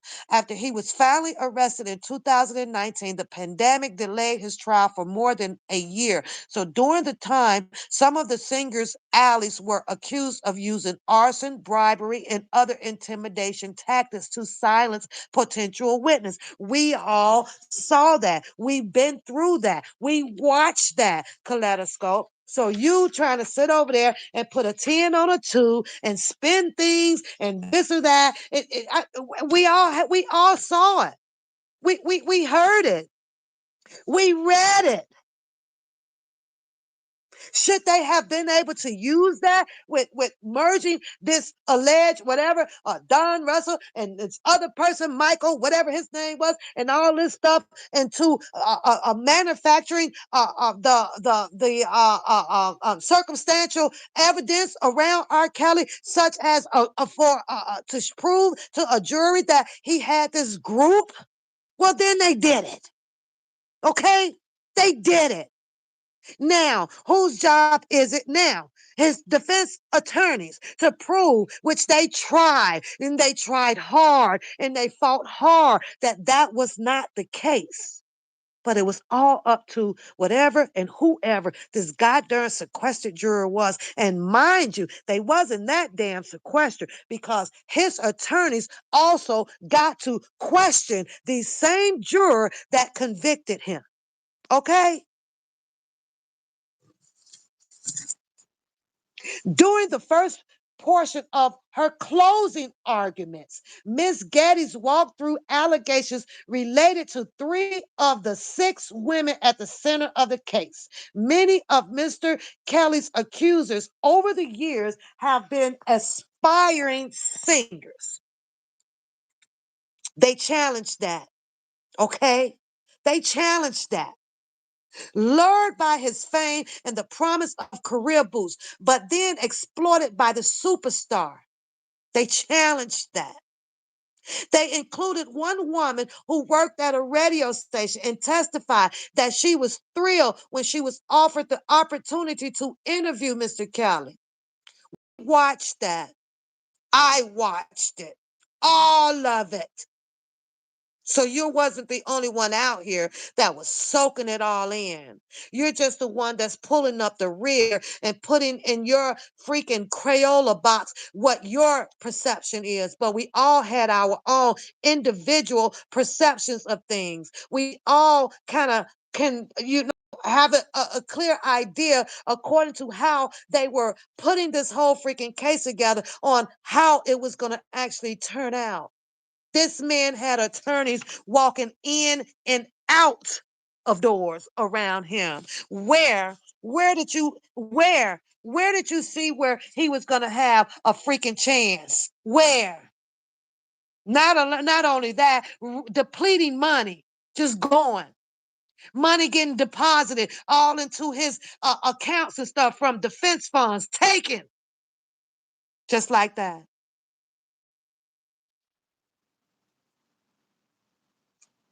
But Ms. Geddes revisit her accounts with jurors, recalling that she said that she was imprisoned at his Chicago home and R in her sleep. When she arrived in Chicago, it wasn't at all like she imagined. Ms. Geddes told jury her big break had turned into a nightmare. Did they challenge that? Were they able to prove that this one particular female was lying? See, I can't prove it, and neither can your bony ass prove it. You know why? Because you or I, and half of the majority of these people, if not all of them, was not there. This was a job and a job for his attorneys to be able to do so. Okay? It says here, as R. Kelly trials nears the end, the prosecutors describe a secretive world.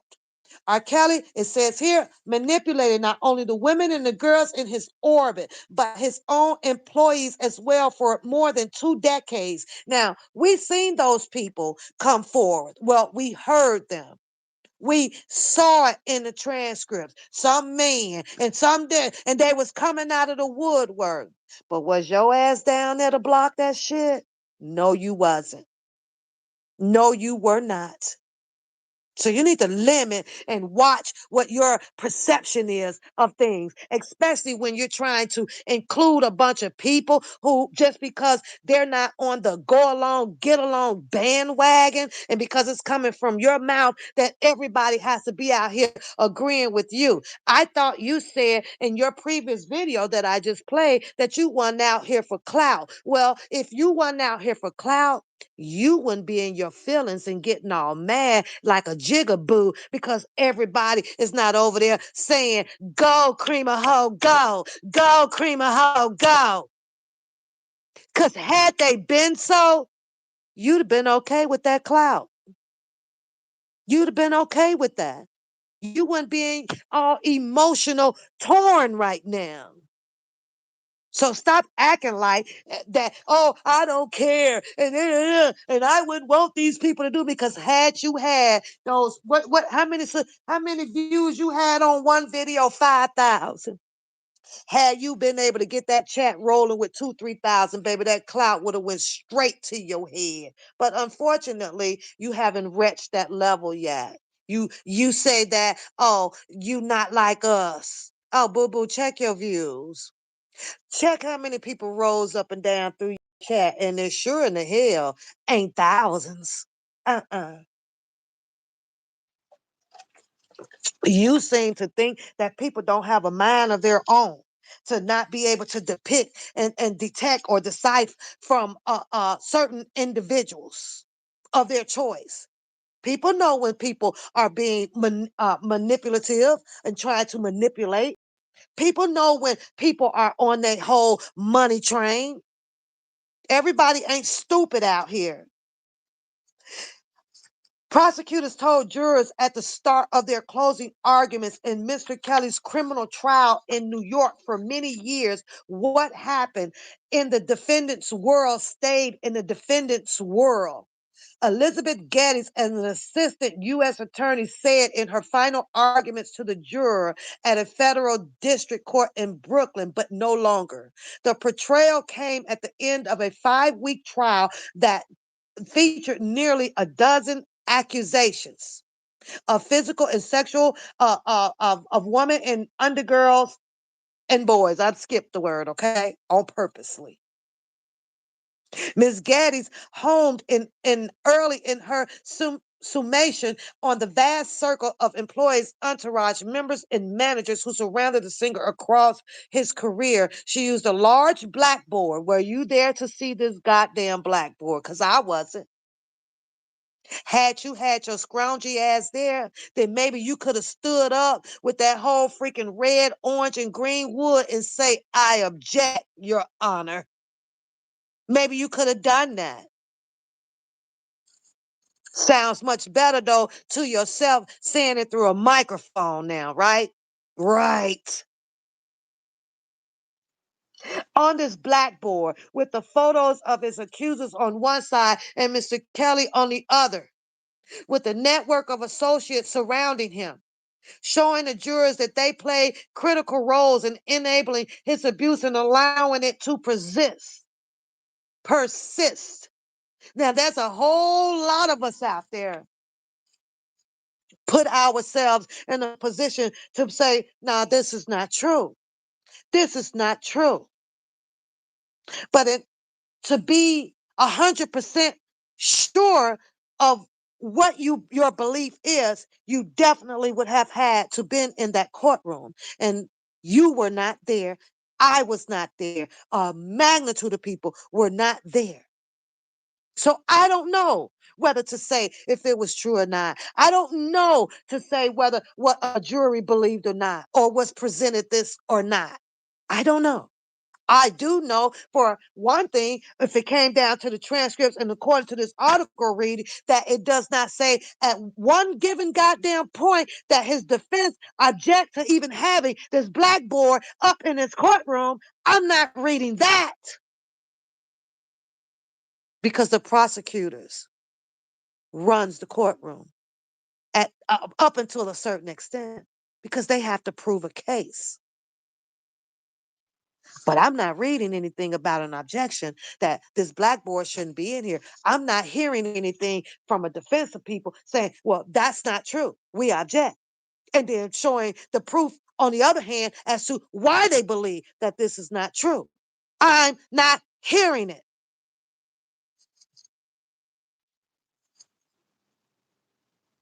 Over the past 2 decades, the names of the individuals had changed, but their roles have remained the same. This is what Getty says. Your argument needs to be solely to Getty's. She's the one that prosecuted this. She's the one that stood in there, according to you and a whole bunch of other people. I don't know. I cannot state whether this stuff was factual or not. You need to go tell her because you stated on the record that you did all of your fucking research. So go argue with Mrs. Geddes and go free R. Kelly. Don't sit over there with your thumb up your ass.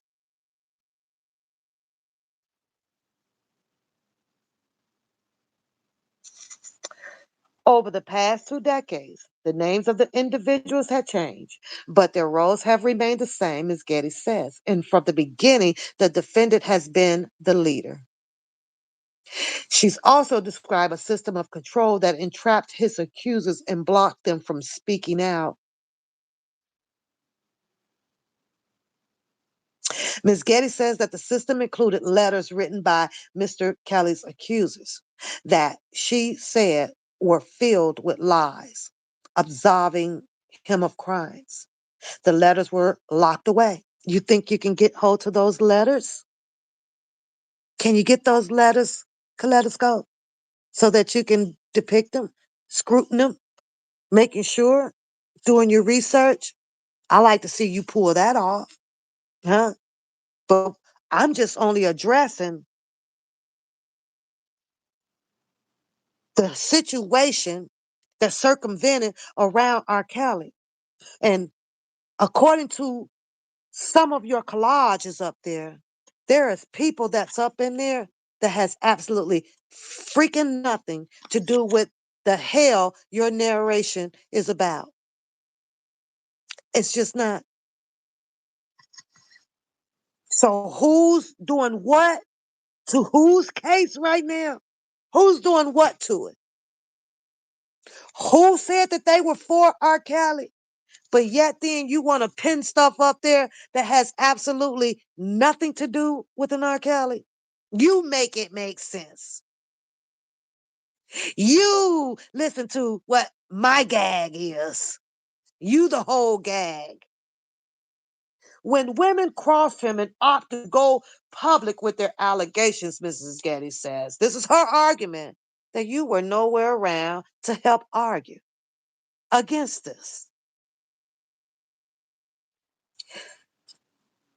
They ought to go public with their allegations, Ms. Getty says. Mr. Kelly used his henchmen to lodge threats and exact revenge. Who were the henchmen? Who were the henchmen?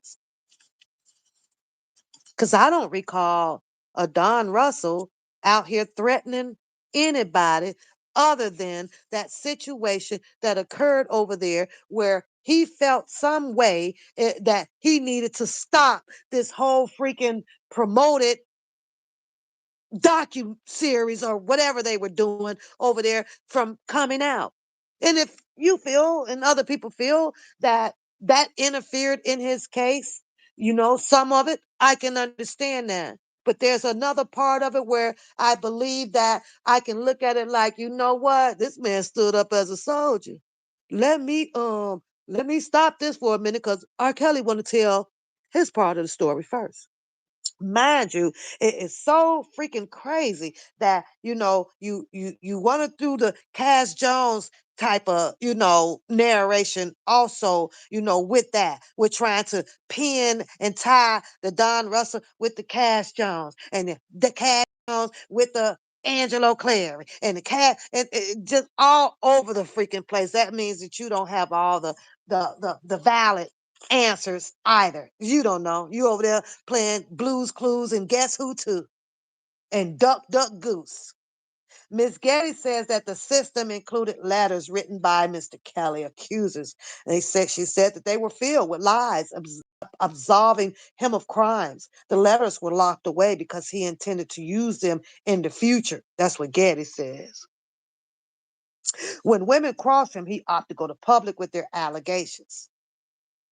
And that is something that I don't think that I've ever come across any video of R. Kelly going public or anybody else. Oh, she's talking about Don Russell. Yeah, when Faith Rogers came out and said that okay, he was publicizing some pictures that was already, you know, put up on Instagram. It was exact almost identical pictures to me, you know. Um, did he put a threatening word behind it or so and so? But here's what's crazy about that one though, Kaleidoscope, right? Now, yeah, we can look at it as interference again, right? We can look at it because they used it, right, in the paperwork. I can't get past the fact that, well, what made him want to do Faith though?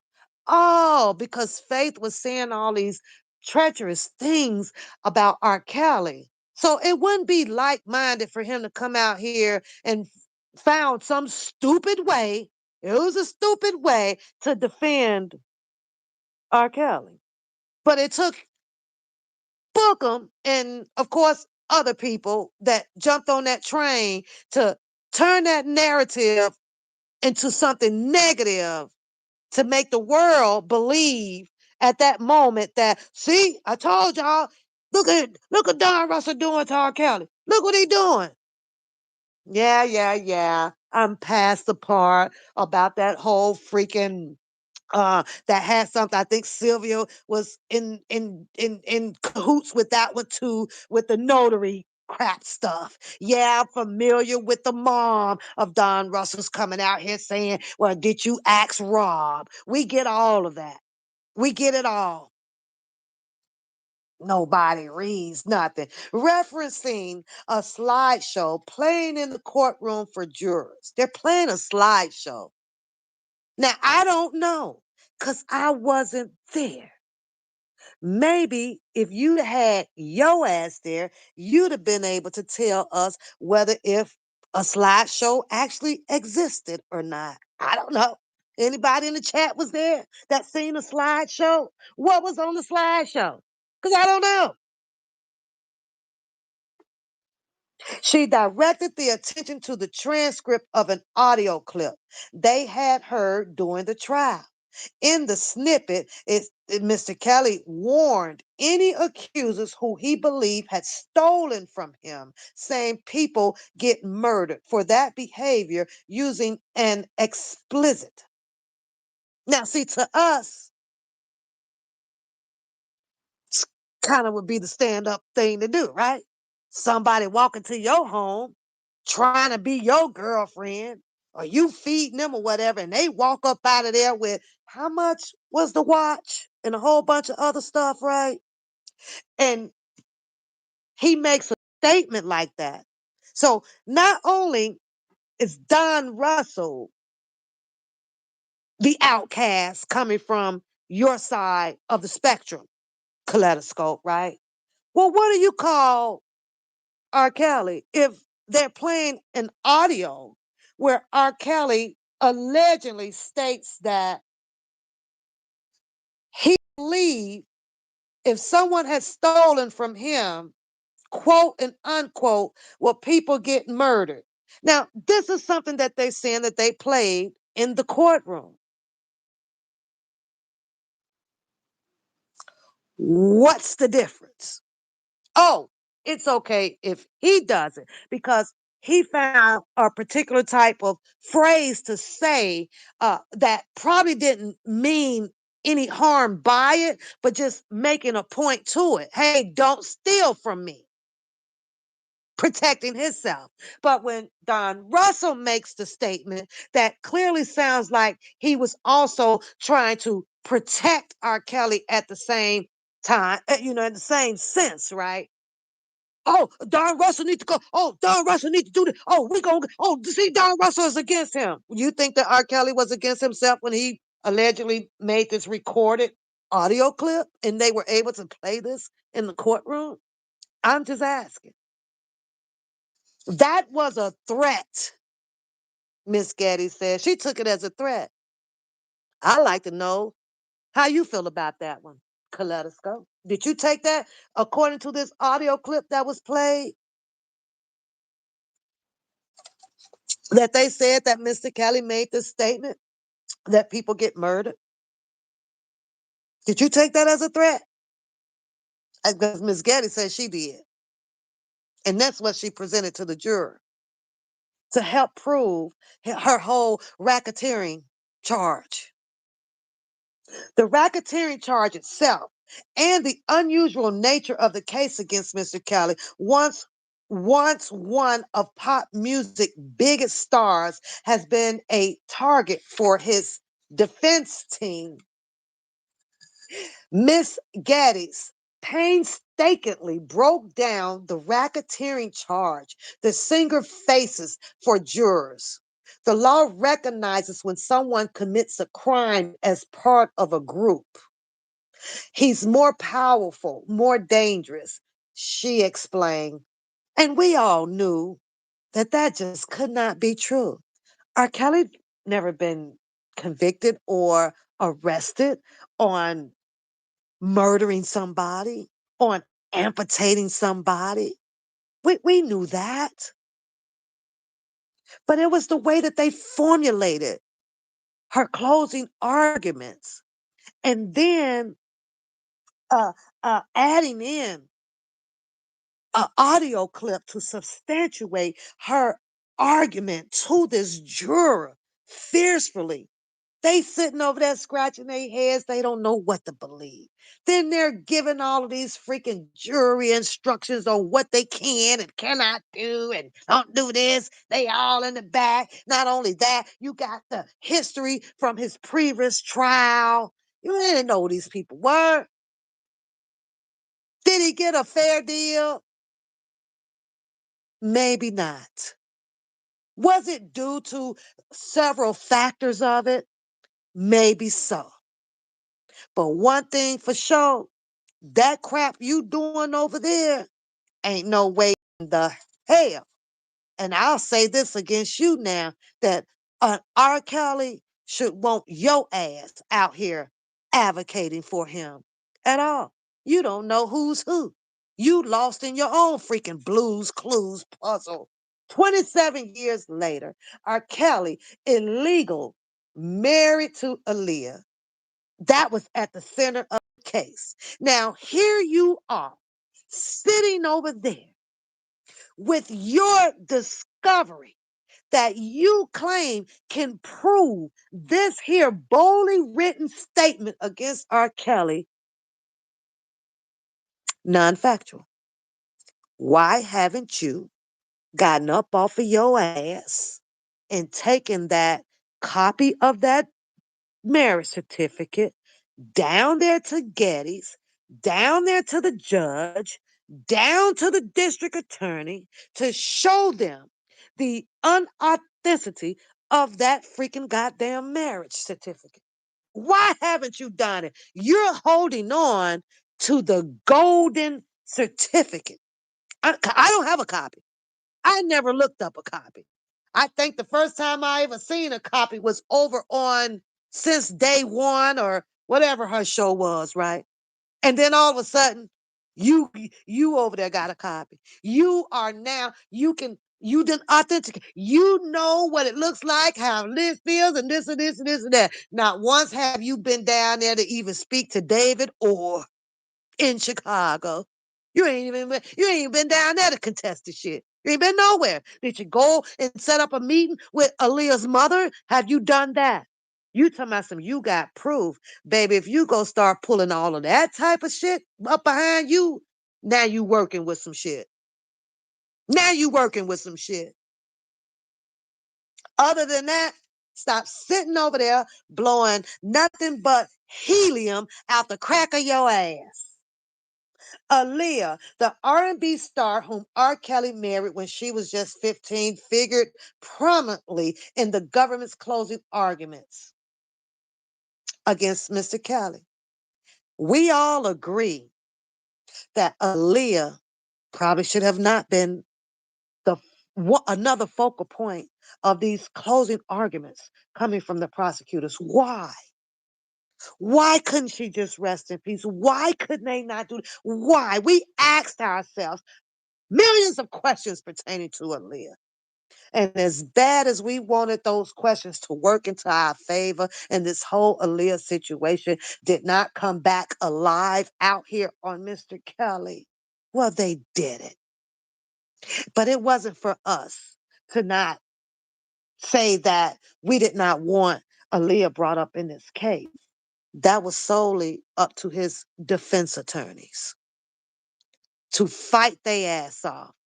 Or better yet, bring in some people that can be a witness on R. Kelly's side saying that this never happened.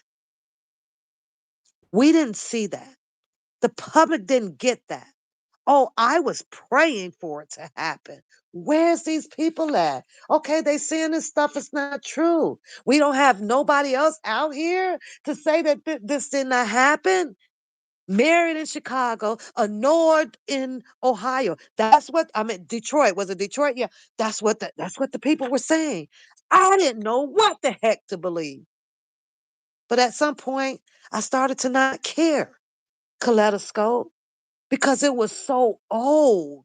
It was done. It was with. I mean, a lot of people feel like the harm was because of the age difference in these people. Some people feel like the harm came because she was another aspiring a freaking singer. Some people blamed it on Barry Hankerson. Some people blamed it on what's the uncle name? Mojo. They blamed it on everybody. But the one person that they really needed that was not here. So, but you got it. You got the real one. And you over there sitting on it on your ass like it's a piece of toilet paper.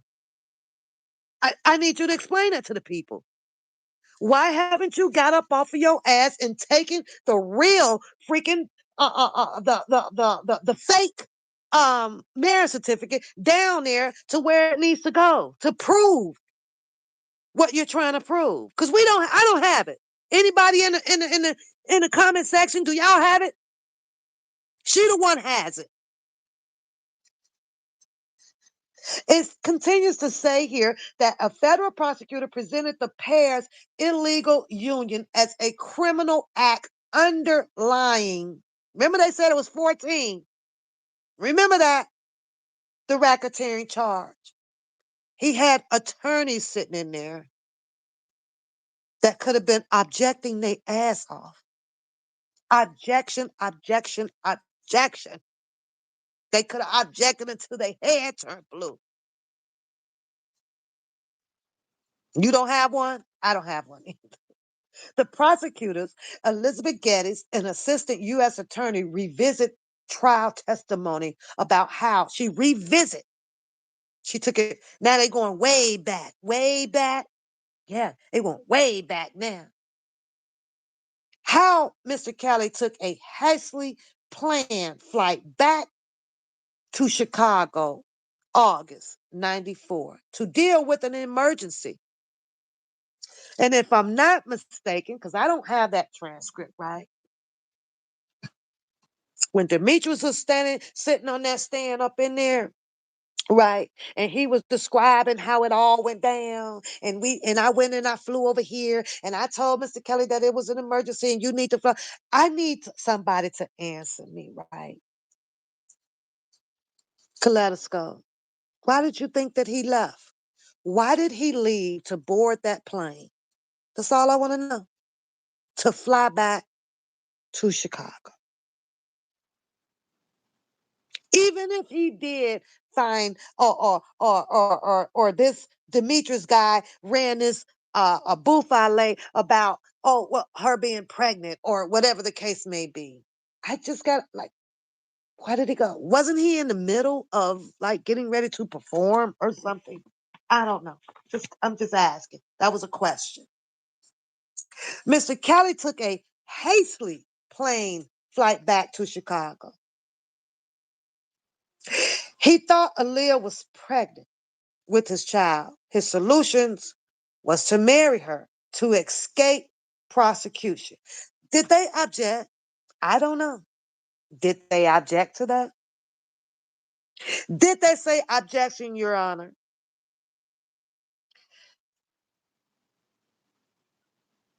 R. Kelly caught a flight, but he did not fly to Chicago.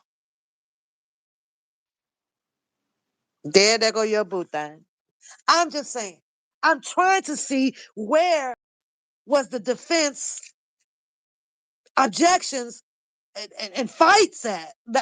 I'm looking for that because these were the people that were paid to help vindicate R. Kelly, not a kaleidoscope. That's all I'm saying. Gaddis, it says here that he thought Aaliyah was pregnant and was with his child.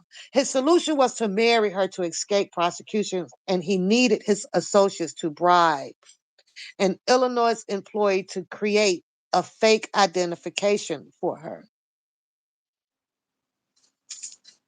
Now, I had a question pertaining to that. If they're saying that he was with her all this time and they doing this or this or that, who's to say that?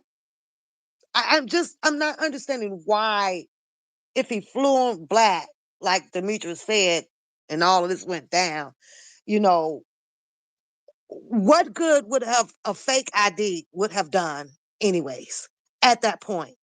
The world was already in a disarray, out here with the gossip saying something about that they were already dating at a certain age. So what good would a fake ID have changed anything? I tried to understand that. I try to understand that. And I just couldn't. That payment, Ms. Getty says, is the first act in the racketeering charge.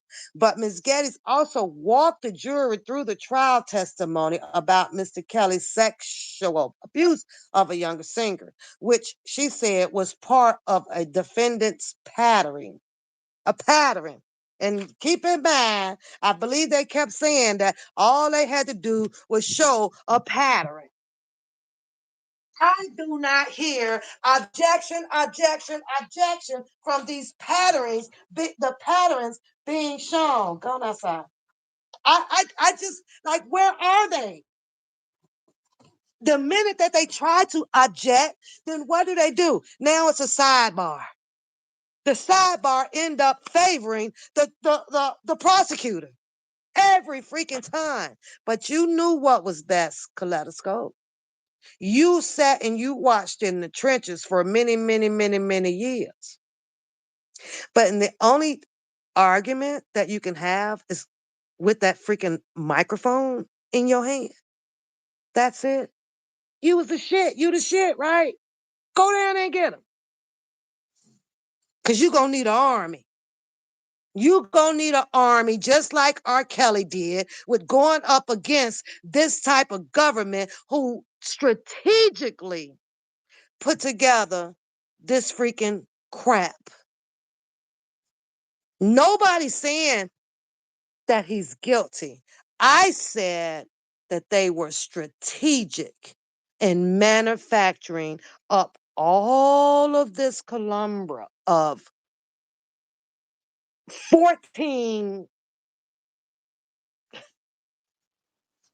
underlining elements to build this racketeering charge against R. Kelly. It was so many compounded against him for the little time that and the arguments that his attorneys were having to really put their head together to double down on the strategicness of these people.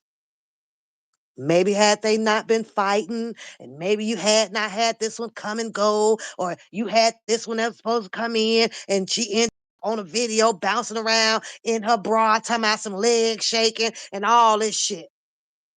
It's not the public fault that R. Kelly had these particular type of attorneys to try to defend him.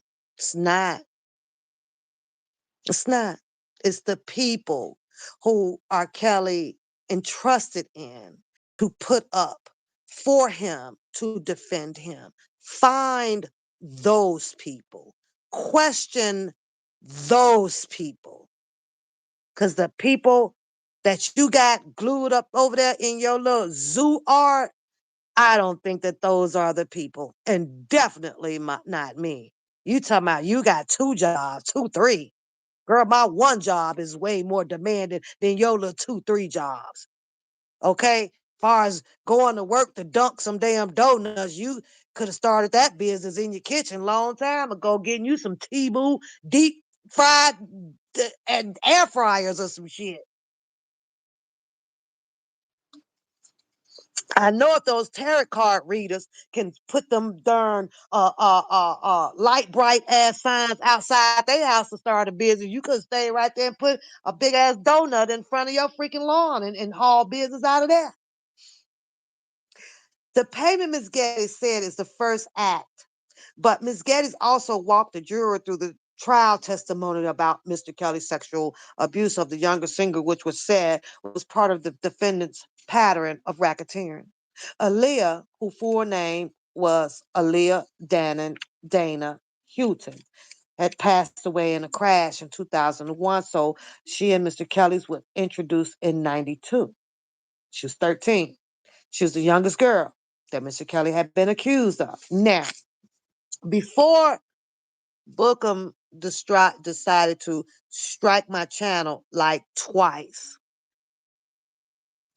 I had threw in the cards. It's like, you know what? Maybe this is not my lane. So I deleted my channel. So I lost all of my videos. And in that video, when this first came out, this how I know you weren't really in the bushes. That's just a whole hoax that you like regurgitating out of your mouth. You were in the bushes. I showed a video. It's a very old video that I came across. And I think I shared it on my channel too. It's a young lady.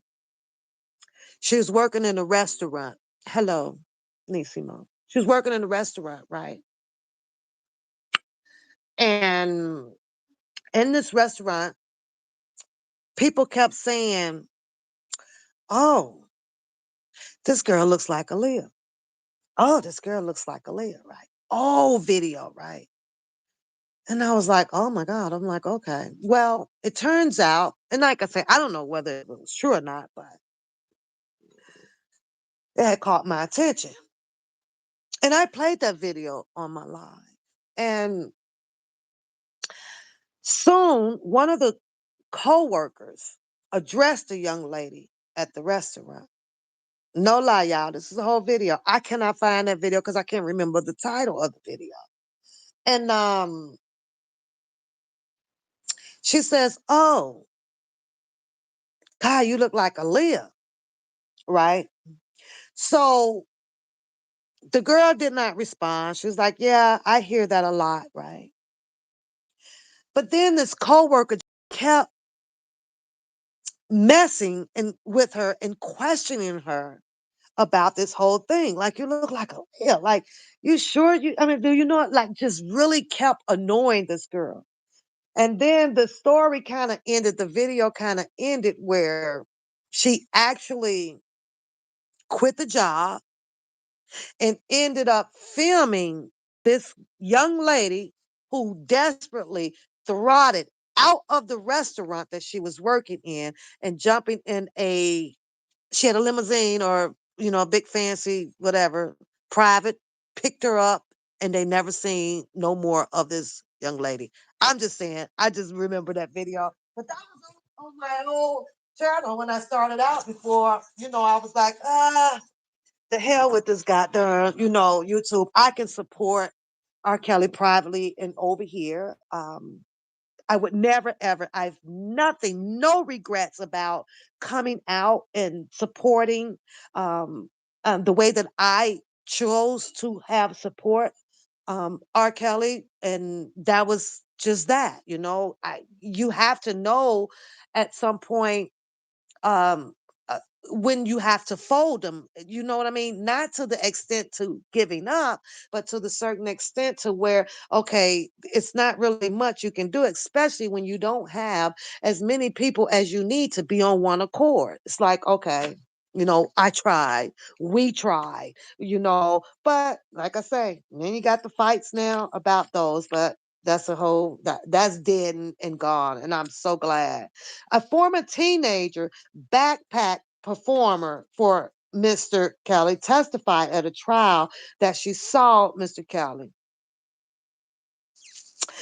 then in his mid 20s, performing on Aaliyah while on tour, sometimes around 93. And we all know who that was, right? If I'm not mistaken, I believe that this is the young lady who DJ Tyson at one point had, I believe, addressed. But keep in mind now, not only did this young lady come out and make these allegations about what she had allegedly seen somewhere on a bus, that group that R. Kelly was with, I forgot that guy name. And remember, he came out kind of late or whatever. Then he started having his story times all about what was going down on the bus and with Drea Kelly and all of them. I forget his name. And one of the singers like passed away just recently here, the Earl guy. I don't know if y'all remember that, but so we watching that too, right? And we listening to him, and he's telling his narration of things because a public announcement, right? Stuff, so we at this point it's like it's who do we believe? It's so many people with so many stories, like every freaking where. It was just so hard. So you know what I did? Follow my heart. That's what I told Pat. Just follow your heart. Read whatever you can pull and do this and find something to believe in. You can feel the truth and you can also feel the lies. You can do that. You meditate through them, and some things will touch your soul and some things won't. The confusion part of it, those are the ones that you totally have to let go. And this is where my testimony lies in with this whole freaking kaleidoscope crap that's going up on this art museum that she constantly is putting over here, which is now so much off the advocating for an R. Kelly. Oh, she caught up now. She's in defense mode. She couldn't even stay focused. She tried to, but she can't. She's distracted because if anybody comes out here to put any type of spill on a bookum, her panties are in a bunch. So who you advocating for? For him? And once again, he's not the one that's convicted. That's a full grown man. He did some spitting, they spit back. Get a whole freaking goddamn handkerchief or a washcloth and wipe that stuff off and keep it freaking moving, but they can't. And you wonder why I sat over here and had a shits and giggles. You are never on shits and giggles, honey. No, because right now, with the crap you put up, the joke's actually on you, adding and adding and adding. As a matter of fact, Nisi Moore is in the chat. Were you able to figure and find that out? Did you ever go to the bank and find all the money and this or that from plastering all of her stuff up there? Because you wanted so bad to find answers to that, but you enjoy gluing that all up there, making her out of a villain, or this person, but you wasn't there. Yeah, you may have read it, okay, but you also don't know if I may say, without stepping out of character, you don't know what situations or or relations that R. Kelly may have had with her as far as a business or spiritual or a friendship. You don't know. We can all just speculate it, which is what you done tremendously because you just kept gluing that shit up there like somebody was going to offer your ass any freaking answers to what you believe was your truth in narration because it was posted up. The crazy thing about it is, see, she also had visual and physical contact with Bookham. You mean to tell me that he couldn't get it out of her? Huh? He didn't know. He spent time.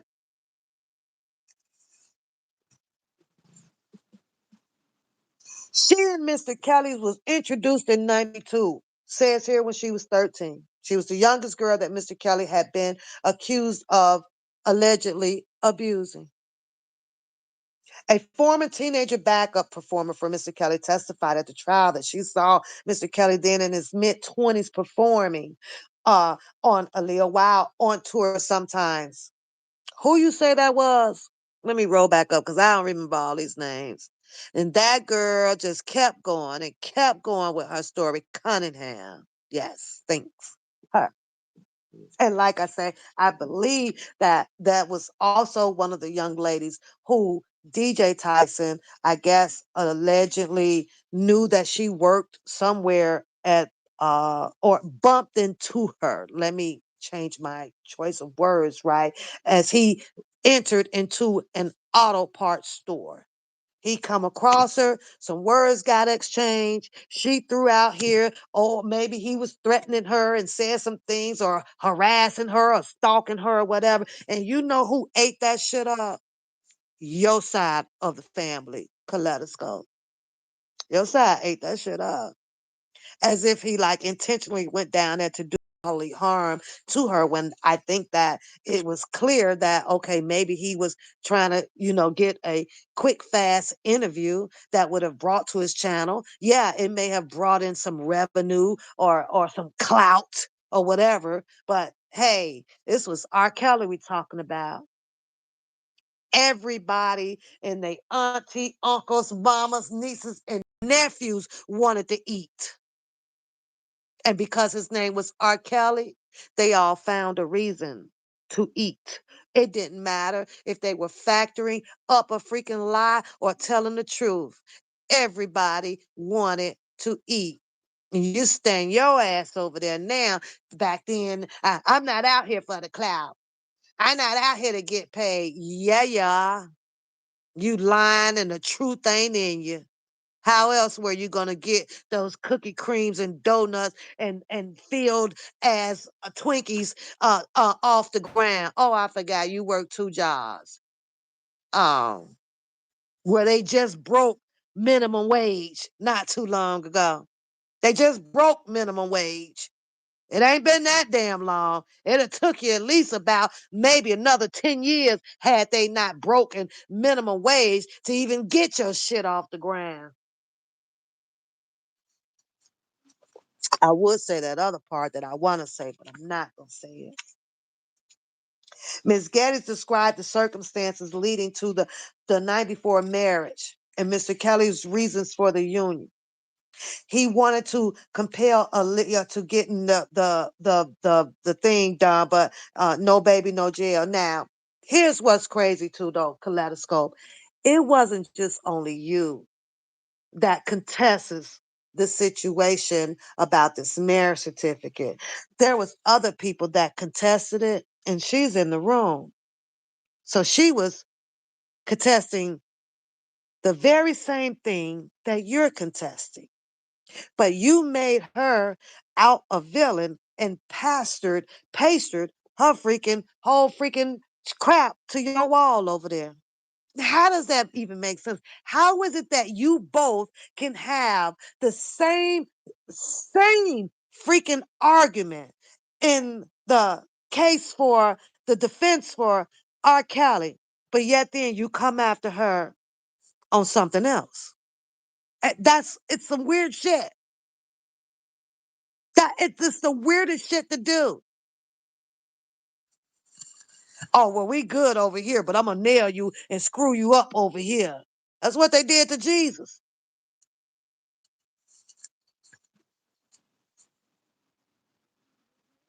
Ms. Geddes described the circumstances as leading. She argued that Mr. Kelly was not an unaware bystander in the marriage plot.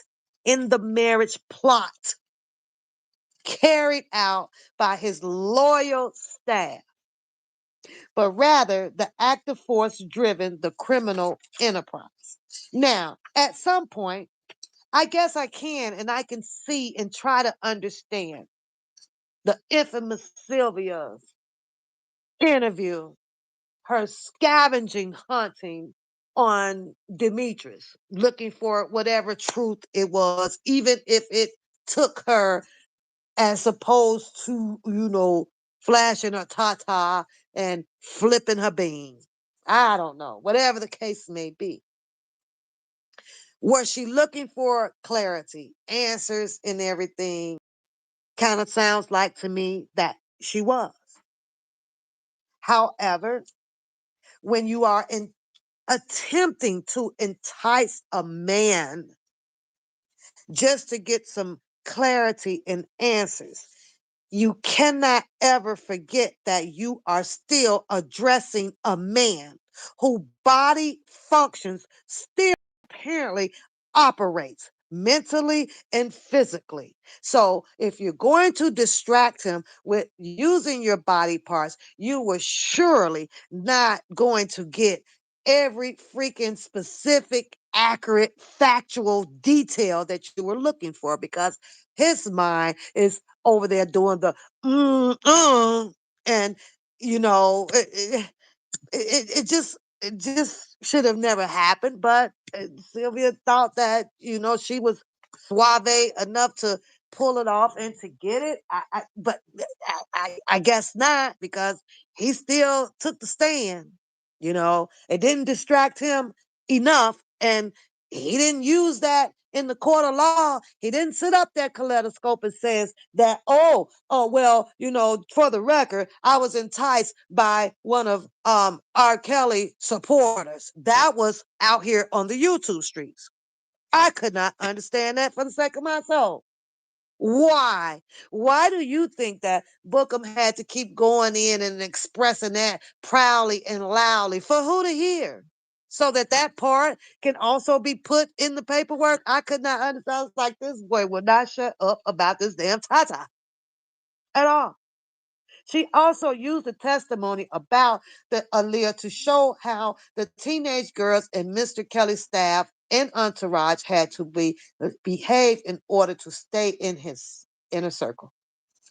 Miss Geddes cited trial testimony in which Kelly reportedly told witnesses that they had to pick a team.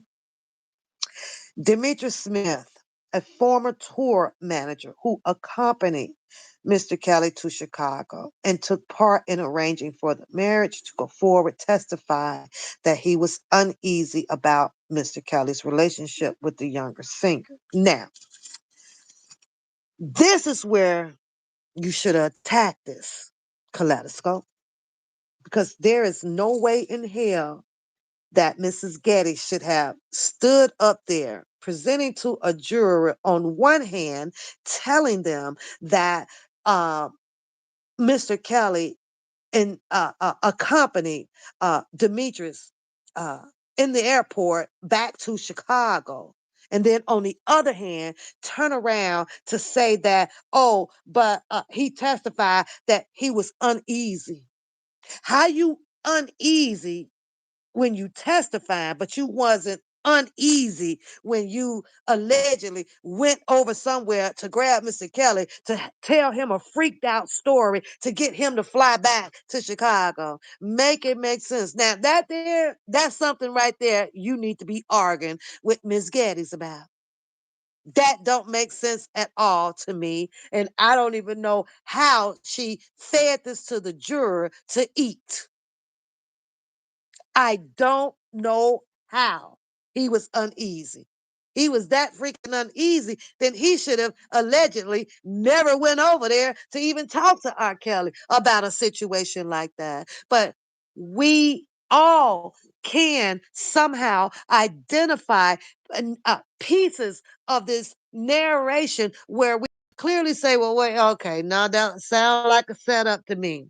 Sound like Demetrius had something up his sleeve to be all this uneasy with R. Kelly, but yet then goes over and stop what R. Kelly had going on to convince him to take a flight back somewhere in Chicago. It's just is no, no, no, and no. It's crazy. It testifies that he was uneasy, okay, Mr. Kelly's relationship. But Mr. Smith picked a team. Getty says he wanted to stay in that inner circle, in that enterprise. She wanted her big break, but R. Kelly made it a nightmare. That's what the prosecutor says. Many of the R. Kelly's accusers over the years have been aspiring singers, said that they were lured by Mr. Kelly's fame and the promises of career boosts, but then exploited by the superstar. That's what the federal prosecutor said on Wednesday. So when one of Mr. Kelly's accusers was given an opportunity to travel to Chicago to interview the multi-platinum superstar, she was thrilled. The prosecutor, Getty, says this. An assistant U.S. attorney told jurors during her closing arguments when she arrived in Chicago, it wasn't at all like she imagined. Ms. Geddes told the jurors her big break had turned into nightmares. Hold on, Nisimo. The woman, Sonia, there we go with the Sonia girl. I think I remember listening to somebody reading the transcript about Sonia. She was one of the 6 women at the center of the case against the R&B singer. Ms. Geddes described the woman's testimony earlier in a trial. Sonia had described being in prison at an R. Kelly Chicago home and armed in the sleep. Her memory of what happened to her is seared into her mind. Ms. Geddes says that Ms. Geddes portrayed Sonia's account as representative of a darker pattern in the singer's behavior. When Sonia first arrived at the singer's studio, she testified that one of his associates offered her a condom. Which associate? This caught her totally off guard. Geddes said, but she added that that was typical for many girls who had came to the studio. Let's go over this 5 key moments in this prosecution for R. Kelly. They said that after 5 weeks of trial that included searing accusations of physical and all of that other stuff abuse against this singer R. Kelly, prosecutors began to offer their closing arguments. Although accusations of sexual misconduct, Nisima, can you answer me this question? In this closing arguments, it stated that Mrs. Geddes and the team brought in a black chalkboard. Is that true or not? That's all I want to know. I don't want to know what was put on it or a no slideshow or nothing. Where's there a black chalkboard there? You say, yeah, he was found. Okay, so he was found guilty with Sonia. Got it. For the decades, the New York case is only the second to result in a criminal trial. And it does state he was he was acquitted of that pornography in 2008. The federal prosecutors in Brooklyn have constructed a sweeping racketeering case with evidence that extends from recent years back to the early 90s, seeks to portray the singers as the kingpin, blah, blah, blah, blah. And interstate trafficking law says Kelly pleaded not guilty to all of these charges. And here are some of the most significant moments in the case in the trial. Federal charges were brought against Mr. Kelly in July 2019. The pandemic delayed the trial for more than a year. The trial began on August 18th with opening statements. I got to read this one here. Prosecutor said that the singer used every trick in the book to mislead his accusers and their families. His lawyers argued that the accusers' accounts would fall apart under scrutiny. The 20th anniversary of the death of the singer, Aaliyah, fell during the trial's second week. The prosecution rested this week. After 45 witnesses testified for the government, Mr. Kelly's lawyers offered their own smaller group of witnesses over 2 days. Smaller. Kaleidoscope was not there as a witness. Kaleidoscope was not there as presiding of a defense attorney for R. Kelly. Kaleidoscope did not pay for any attorney. Kaleidoscope did not have any of her discoveries placed in to help fight and vindicate Mr. Robert Sylvester Kelly.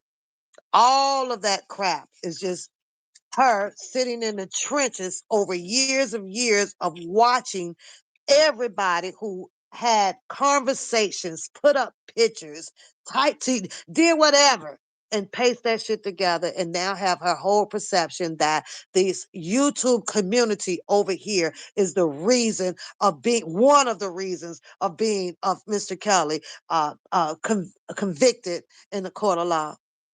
And you want to tell me that that girl ain't on some type of something or was on some type of something? Y'all can't tell me that she is. Mr. Kelly awaited a long trial on this racketeering and the MEX trafficking charge, and nearing its end, taking the stand could have been perilous. After facing legal scrutiny in 2019, he had lost his composure in a widely viewed interview with Gayle King. Anybody that is being pounded with what appears to them as a bunch of lies will surely lose their freaking control. I don't understand how people came out to put a stigma on him that, oh my God, look how he's losing it. Look how he's doing this. Look how he's doing that. When if you'd have put yourself in that man's shoes and the type of questions or the type of interrogation, I guess I should say, that Gayle King was trying to have to do whatever she was trying to do to him. And for him to not react like that, that's almost like saying, well, cut your wrists and let's see how if you're going to sit there and not move and just let yourself bleed out. Let's see what's going to happen. Let's see what will happen. I was really shocked with the world to think that this man was just muted with emotions. Don't You're never muted from having some type of emotional effect if something is inflicted on you that can feel very painful. I'm like, I could not understand that shit at all. Early on Wednesday, it says here, the 50th and final witness of the trial, Julius Darrington, who consulted on Mr. Kelly's final failed music project. He testified for 15 minutes. During his testimony, Mr. Darrington, who is now you can still find on his Instagram page because he does post frequently. Okay, started in 2000 and wait a minute, Mr. Darrington first told the juror that he had worked with Kelly for about 10 to 12 hours every day, almost starting in 2016, lasting for about 4 years. Mr. Kelly was taken into custody in 2019 and has largely been detained ever since. Now, I want to ask the chat, how is it that this did not matter? That Mr. Darrington not have his receipts to show or videos or whatever to show, hey, I've been side by side by this man. That one is not here. That one is lying. That one is lying. That one is lying. I guess you can't call a person a lie in the courtroom. I don't know. But been different with me because you ain't gonna stand there and lie on me now. Mr. Darrington, who took the stand for the defense, said that he had never seen Mr. Kelly abuse his girlfriends. But on cross examination, he admitted it, that he knew little about Mr. Kelly's personal life. Now, how did they get that? How did they get him saying, in one sense, that he had never seen Mr. Kelly abuse his girlfriends with an S? But then turn around on cross examination when the prosecutors went to examine him, he admitted that he knew little about Mr. Kelly's personal life. How does something like this happen? Well, amen to that one, Nisimo, because we did. And she ain't farted or belched or moved a toe. No freaking where. None. Hey, maybe had she to come down, she'd have met you like I'd have met you. She could have asked you these questions personally instead of putting you up on the freaking screen. Why? Just go ask the person. I think at some time, a point, I even asked you. You're standing right there. Nancy, what's up with these freaking checks and things? Let's go, why are you out? What's this? And you explained it to me. And I left it at that. I didn't put it out here for the world to hear or see what I'm like. Oh, okay. You know why? Because that's all I had to rely on. Who am I to try to challenge or contest that? I wasn't there. I didn't. I don't know, and didn't really give a shit. Because if there was any problem with it, then I looked at it like this: well, let Mr. R.Kelly sue your ass when he needs to sue you. I ain't gonna do that.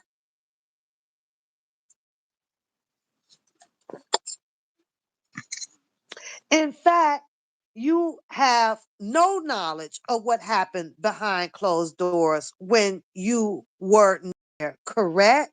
Asked Nadia Shahati. I'm messing that up probably. My apologies. And on the response to that, Julius Darrington says here that he replied, correct. Explain that. Explain that one. Explain it. Explain it, girl. Not you, Nisima. Go, let us go. Now, at that point, I believe that Sharon Winbush started coming out. And boy, did she go in. Was it Julius Darrington or what's the one that wears the dark shades?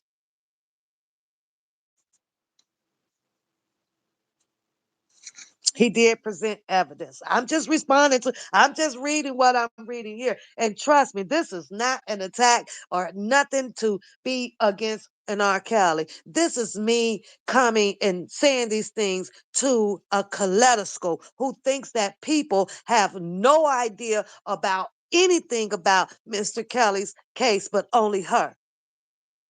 That this is all with this is like go like I said, Nisimo, I truly, I think I went about 3 days. I didn't see nothing, right? I don't know why. Then all of a sudden today, like, oh my God, this goddamn back up in my damn timeline. So out of curiosity, let me see what she's doing now. Clicked on the crap, girl. Here we go with some more crap. All this other crazy stuff, right? I think she's trying to adopt a shits and giggles moment, right? Her crap is boring as hell. It's just so unaligned. It's just crazy, right? Mr. Darrington's testimony underscored the precipitous downfall of Mr. Kelly's music career. Earlier testimony suggested that by January 2018, Mr. Kelly was in a $12 million debt.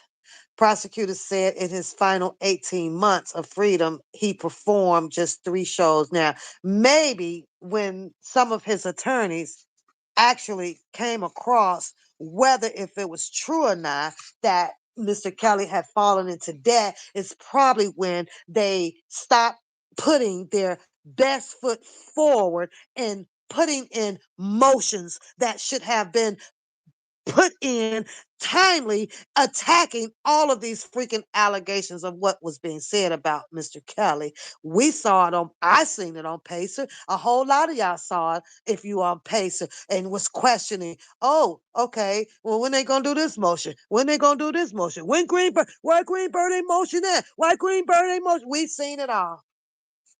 We seen it all. Okay. So many of the accusations of this conduct and violence against Mr. Kelly would normally be too old. Normally would be too old to prosecute under the statute of limitations. But because Mr. Kelly is charged with this racketeering, prosecutors have been able to present evidence of uncharged criminal activity dating back decades, which I am assuming, and correct me if I'm wrong, when they say uncharged criminal activity, it's kind of like saying new evidence. Haven't used it. He hasn't been charged for these. So we have a window now where we can now present this group of substance, right? Or this group of discovering of new matters is how I take that. And if I'm wrong, then please correct me. Okay, dating back decades, including Mr. Kelly's illegal marriage to Aaliyah. Now, whether if the federal law allows this to happen, hey, I don't know. Gotta look the shit up. Just gotta look it up. She went in on pretty much all of them, Nisimo. She really did. But of course, she dealt with the recourse of um, um, with like I say, it's always with Bookham or it's with it was with the drunken Larrys and then it was this person. I mean Sharon Winbush, in a sense, kind of remind me of how Kaleidoscope is working. It's just point at everybody, and however, Sharon Winbush actually kept finger pointing with with what she felt was his inner circle, people that actually knew him. She wasn't out here saying that, oh, it was this, or it was Shaborn, or it was this, but she, until later on, then she started joining, into some of the silliness of it, right? I guess. So, but because of you know what? I didn't even take her argument with Dubowski serious. The shit was funny. How and I'm like, well, they disagreeing about something, but was it worth for them to be imprinted in any paperwork or something because they took off with their own little personal argument? No. But this is how I consider and how I believe that kaleidoscope works. Everybody's personal freaking argument is intertwined or perpetrated as to having something to do with an R.Kelly case, or these people were actually paid in full to come out here to keep up all of these freaking type of distractions, which was insane. But you can't even find the person who paid the people. We didn't got off. She's off the whole focus point that was once made out here as a part of an element inside of the big argument about Mr. Kelly with the whole damn 250,000. What happened to all of that? 250,000, which was over on the ops side of the streaming. You don't find that money? But the racketeering charge also requires prosecutors to show that Mr. Kelly was at the center of the criminal enterprise. And over the course of the trial, eight of his former employees have testified. Eight of his former employees have testified against him, including some under subpoena. But I want to jump back to Don Russell for a second, right? Because when I was listening to Don Russell, not only on the Nick at Night show, how is it that he was able to break down this whole thing about Ashura Mack and all of these other people of where Mr. Kelly money was going? He didn't say it was going to him. He said that these other people. He asked one main question that really just concerned me. How is it that, like he stated, these homes and things were never even going into his name. They were putting these homes into like their name. Like they were the ones that was collecting on all of this shit. Like it was insane. And I'm like, what? I could not. Not only that, how is it there? How dare you? Like you gonna leave out a Diane Copeland? You gonna leave her out? She got a whole freaking interview going on over there. I think that she folded on him too. I'm sorry. That lady did not want to go to jail. That lady was not about to go, perjure herself on a freaking stand. That lady could have actually refused that interview with that one guy she had that interview with. She didn't have to go. Why did she go? Why did she go? Working the singer's company, R.kelly Enterprise, a name that borrows Kelly's initials, the employees helped the singer turn his fame into an organized effort to solicit. To illustrate the enterprise, prosecutors introduced into evidence a document created by one of Mr. Kelly's former accountants, John Holder. Now, I remember that name because Scooby Doo used to say that. I remember him reading that name in some of the paperwork. The document depicted a red octopus. Now, keep in mind, Rated R holds an octopus on his show, right? But inside of his octopus, I think he has different clay members up there, right? Some of them, different ones. Robert S. Kelly, as the head with his security and the other associates as individual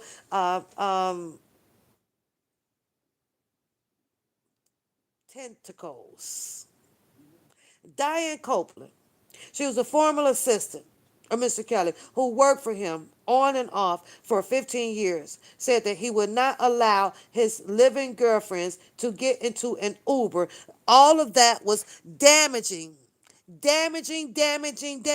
What do you mean? What do you mean that he would not allow? What did you mean by that?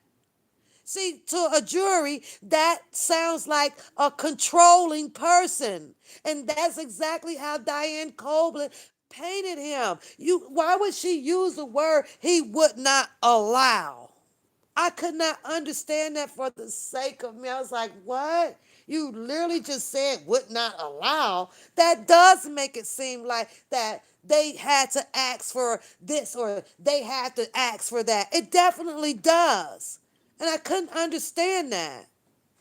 But then you over there want to talk about some shit about what Scooby Doo done did, and now implementing one pap in a collage, and worried about what Nisimo up there with a freaking goddamn alleged check of this money and this money, and who else you got up there? A DJ Tyson or a Trent up there, but yet then you got Diane Copeland who sat on here and said and on national TV the same freaking words that he would not allow. Take your scrunge ass over there and go after Diane Copeland. Go out, go stomp with the big dogs that said some things that did damage control on this freaking man. Because us minions over here ain't got nothing to do with it. who worked for him on and off. She said that it would not allow the live-in girlfriends to get into an Uber. Now, with you and I, Nisimo, we would understand that means that, well, no, they can't ride in Ubers because he wanted them to be safe. Well, maybe he can get them their own private transportation or he'll take them himself. Us, it would sound like that because of number one, you probably knowing for sure the type of person that Mr. Kelly is. Me, on the other hand, the only thing that I have to go on is how I see his persona on TV or through his music. I've never seen him hit nobody, sling nobody, put nobody in the oven, or even heard any stories about it. So this here was taken out of context for some people, and for some other people, it was kept into context. That's all I'm saying. But that's how I think with the person that I have been reading about and knowing about and not knowing of a whole bunch of the history stories other than the stuff that happened in the 2008 trial with this Landfair girl and Aaliyah or whatever, right? All these other girls and or things or such like that came into this courtroom. How many was it up there, the witness stand? And saying these things, I could have never imagined anything like that, right? And I'm from Chicago. I'm like, wait a minute. Okay, but she said that shit. She told the juror that if a male driver pulled up, I would have to call another one. How do you think that sounds to a juror? How? And keep calling until a female driver appeared. We know how it sounds to us, but that's not how the prosecutor Geddes displayed and put this narrative out to the juror. She put it out to them to paint him as this controlling monster to fit her racketeering charge against him.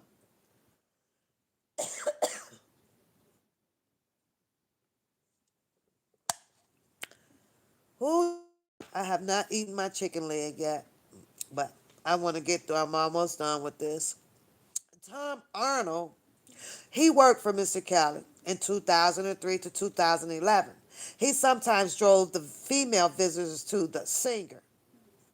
Testified that he had been told to turn the rearview mirror up to avoid accidentally getting a glimpse of his passengers. Now I get it. This stuff that this woman is regurgitating out here to paint this whole racketeering picture perfect narrative to the juror, right? It's not what we see. It's not the way that we're thinking it, right? Had we been on a juror, because the first thing I'm gonna ask myself, as I think a lot of you guys ask yourself, well, okay, well, that's not against the law. That's not against the law. He can ask the driver to turn the mirror up. What's against the law with that? Nothing. Girl, I get to eat my chicken too. What time is it? And I still have not finished my spaghetti, but I will get it done. He also describes his attempts of those of other employees to procure women for Mr. Kelly by passing out the singer's phone number. They made that a crime. They made that illegal, presenting it the way that they did to the juror. So often that sometimes typed up the digital and printed them in bulk. A former assistant, Anthony Navarro, well, he testified that when he started working for Mr. Kelly in 2007, he was given a list of rules. They made that against the law. They made that criminal. You can't give out no rules. We don't care if you own this establishment. Who are you to be giving out rules? You don't get to tell nobody what bathroom they get to use and when what they gonna eat for today and all this stuff. Someone who is running a business and is paying people for coming in and helping his business run was turned into a criminal organization. That shit is crazy. That shit is crazy. Yeah, I get it. I get it, Nisimo.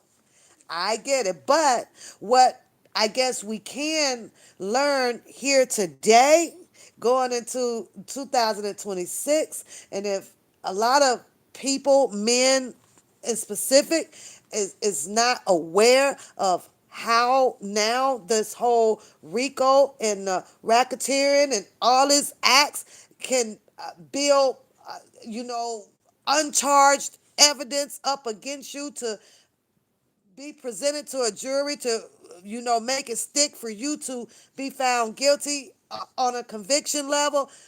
They need to think again. They need to think again. Will this be the first or the last of it? Hell no. This is something that goes on quite frequently, but it also stresses a good point, you know, to the to the human society out here is make sure you are able to obtain you a great defense, and make sure you need to know the laws. We need to know the laws, and there's so many, y'all. I hate law. It's just so much. It's like damn if you do, damn if you don't. It's like what the hell? They come up with one, the defense got one, the prosecutors come back with something else. But case laws is what they kind of depend on when they're dealing with an old freaking law that they don't think, can hold too much weight in the court. They bag that shit up with a case law, like, oh shit, they just substantiated what they were talking about. Among the most prominent, I wasn't supposed to be talking to any of the girls and the guests who were coming into the house. It was like a Twilight Zone, he recalled, of the more than 2 years he spent working out of Mr. Kelly's home. You went into the gate and it was like a different world, just a strange place. He act like he was done went into Michael Jackson home some damn well. Michael Jackson, to me, is the only one that kind of had maybe somewhat of a strange place. That man had a whole goddamn zoo on his damn front lawn, and Ferris wheels and roller coasters. That would be some strange shit. That would be some strange shit. But hey, you like what you like. Well, when will there be a verdict in this trial? I don't want to get off my focus point, which was directing this to Kaleidoscope over there with that bunch of crap she got crammed up in that freaking 2x2 collage she got going on. R.Kelly's defense team rested its case Wednesday morning, but it remains unknown when the verdict will be reached. Closing arguments began Wednesday afternoon. They started with the prosecution team from the U.S. Attorney's Office in Brooklyn, but it could be at least another day before the jury begins deliberating. Closing arguments in a federal trial can run long. Neither side has offered a ballpark estimate of how much time, and I remember this because every time you would click it on the news, that's all they were talking about. It's like they was in closing arguments, closing arguments. And so closings are a chance to pull together weeks of witness testimony into a coherent narrative and to argue that the evidence that they have presented points in only one logical direction, which was guilt. Mr. Kelly lawyers, in turn, will present their own narrative, revisiting apparent holes and inconsistencies in witness testimonies. And I cannot understand for the sake of me why was that not sufficeable? I don't get it. If they were poking all of these holes and they literally found all of these inconsistencies in these witness testimonies, what? How did the juror fail Mr. Kelly?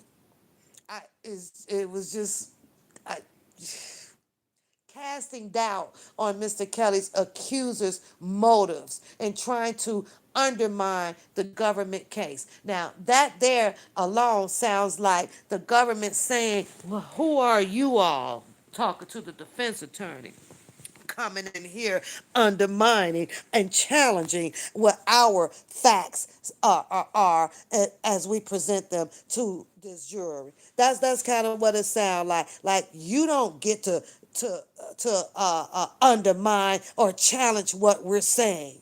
And it's almost like at some point that the defense, start tucking their tails.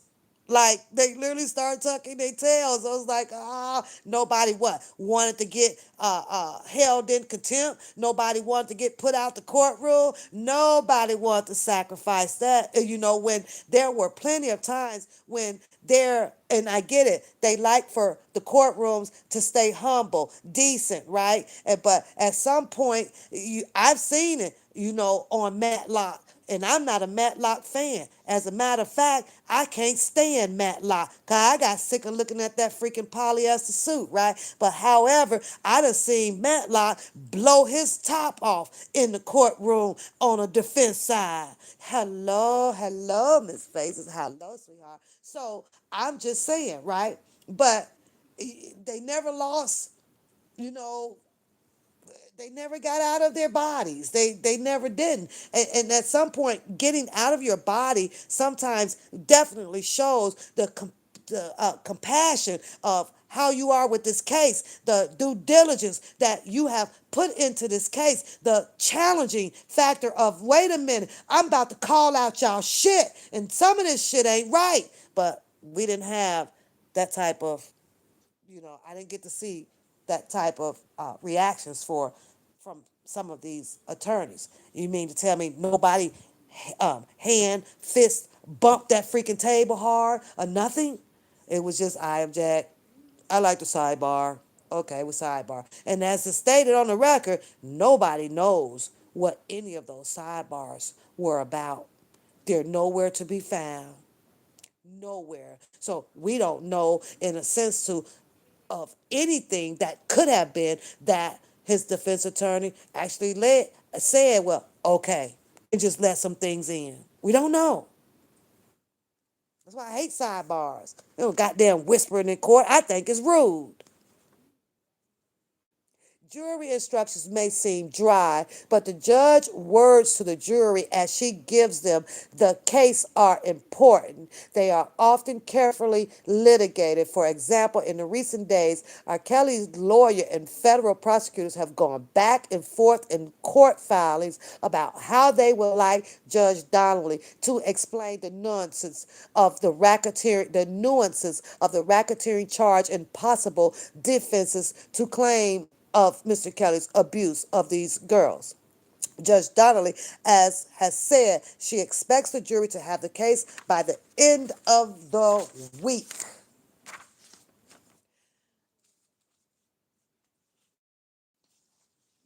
After that, it's anybody's guess. Old courtroom wisdom sometimes holds that long trial lead to long jury deliberations. But in at least one recent case in the Brooklyn federal court, that did not happen. In 2019, they're getting ready to talk about the case of Keith Raniere, founder of that type of cult, last 6 weeks, and the jury found him guilty in less than one day. No matter the outcome of his federal trial in Brooklyn, R. Kelly still faces the state in the federal indictment in two other states of all the steaming, blah, blah, blah. I'm going to skip down to that. I'm going to skip this one here about the Chicago because that's not the one that I want to address. And we know that I think that Minnesota, I think it's off of the calendar now. A former tour manager detailed a scheme that enabled R. Kelly to marry. I'm not going to go over this anymore because, as I stated on the record, directly, not indirectly, to kaleidoscope over there with that collage. Same thing with phases. You got her painted all up over there in your shit, but yet then you were on her panel. So whatever you feeling now, you should have been feeling that shit when you were sitting over there on phases, when you could have addressed to her about whatever indications or presumptions that you want to paint against her. What? Because she sat up there, I'm sorry, phases, you showed up, and she allowed this goddamn booking boy to come up there and be whatever he can be, however he can be it, and just because, in my opinion, this is not Phase's word, this is how I felt, that I'm looking in her eyes and I'm saying to myself, and I think I said this on the line, now Phases. Now I'm not talking to Phases. Phases is nowhere around me, right? I'm just sitting here, right? I know you ain't sitting here believing all this goddamn shit this boy saying, but I get it. You're conducting an interview, right?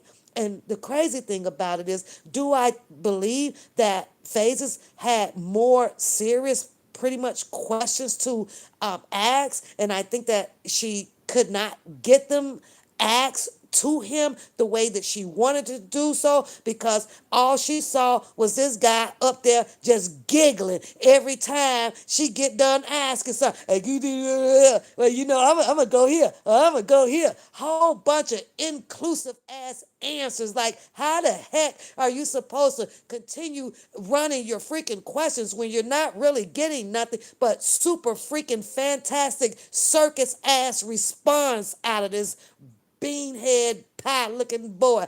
I'm just saying. But what did they do after he left there? The whole narrative started to change around. Now all of a sudden you got because I guess maybe he wasn't invited back on the show, or went off and did his own thing, however that crap ended, right? Now this whole thing, all Phases and the Dr. Rogers, and they all setting this up, and they into this, and now Dr. Rogers, oh, she down there over there with Dr. Rice, and she saying this thing, and then she did this, and I'm like, will you listen to this shit here?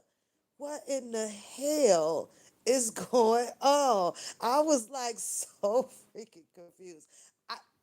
I had a wonderful visit on Phase's show.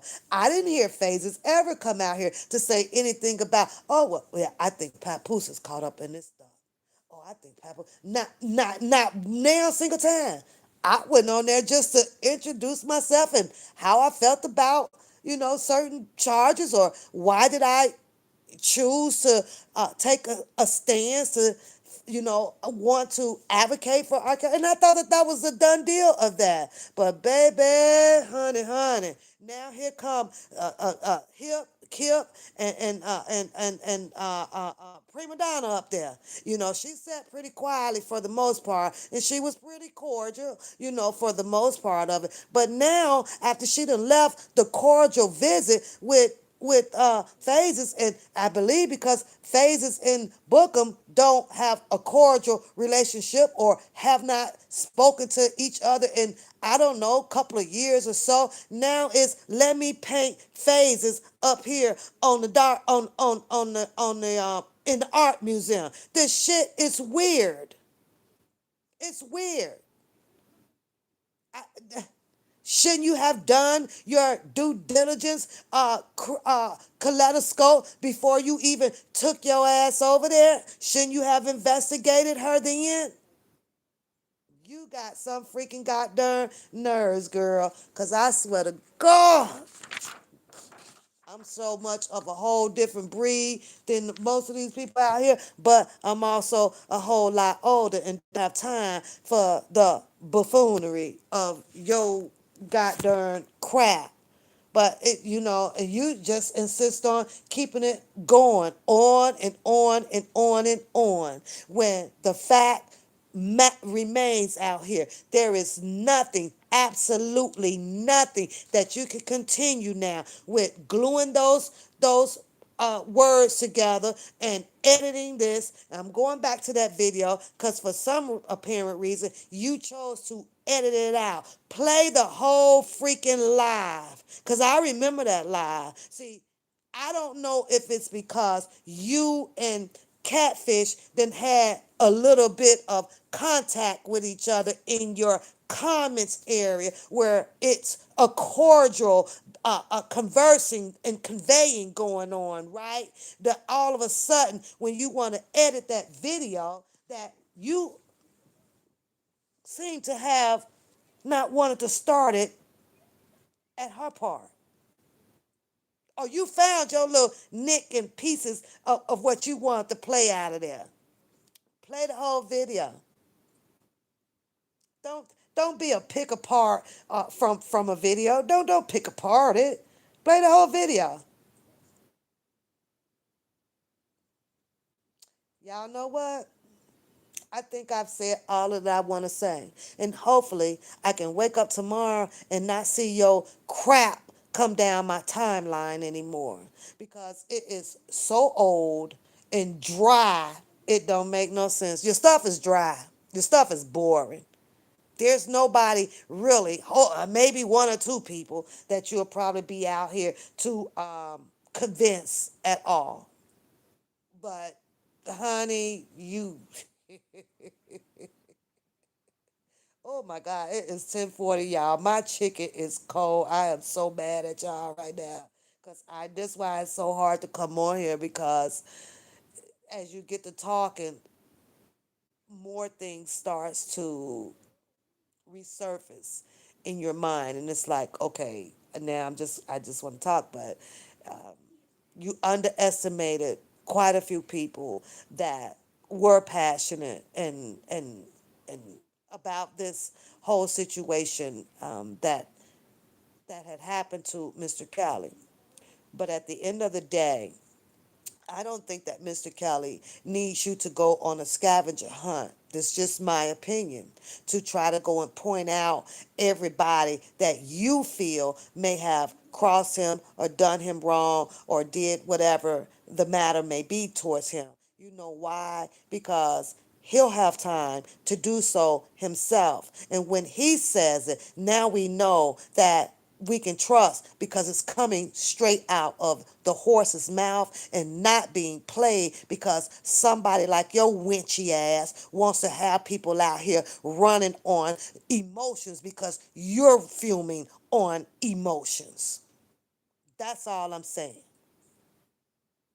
You say with all of that you just said is the reason why they waited a whole year to really bring these bogus charges.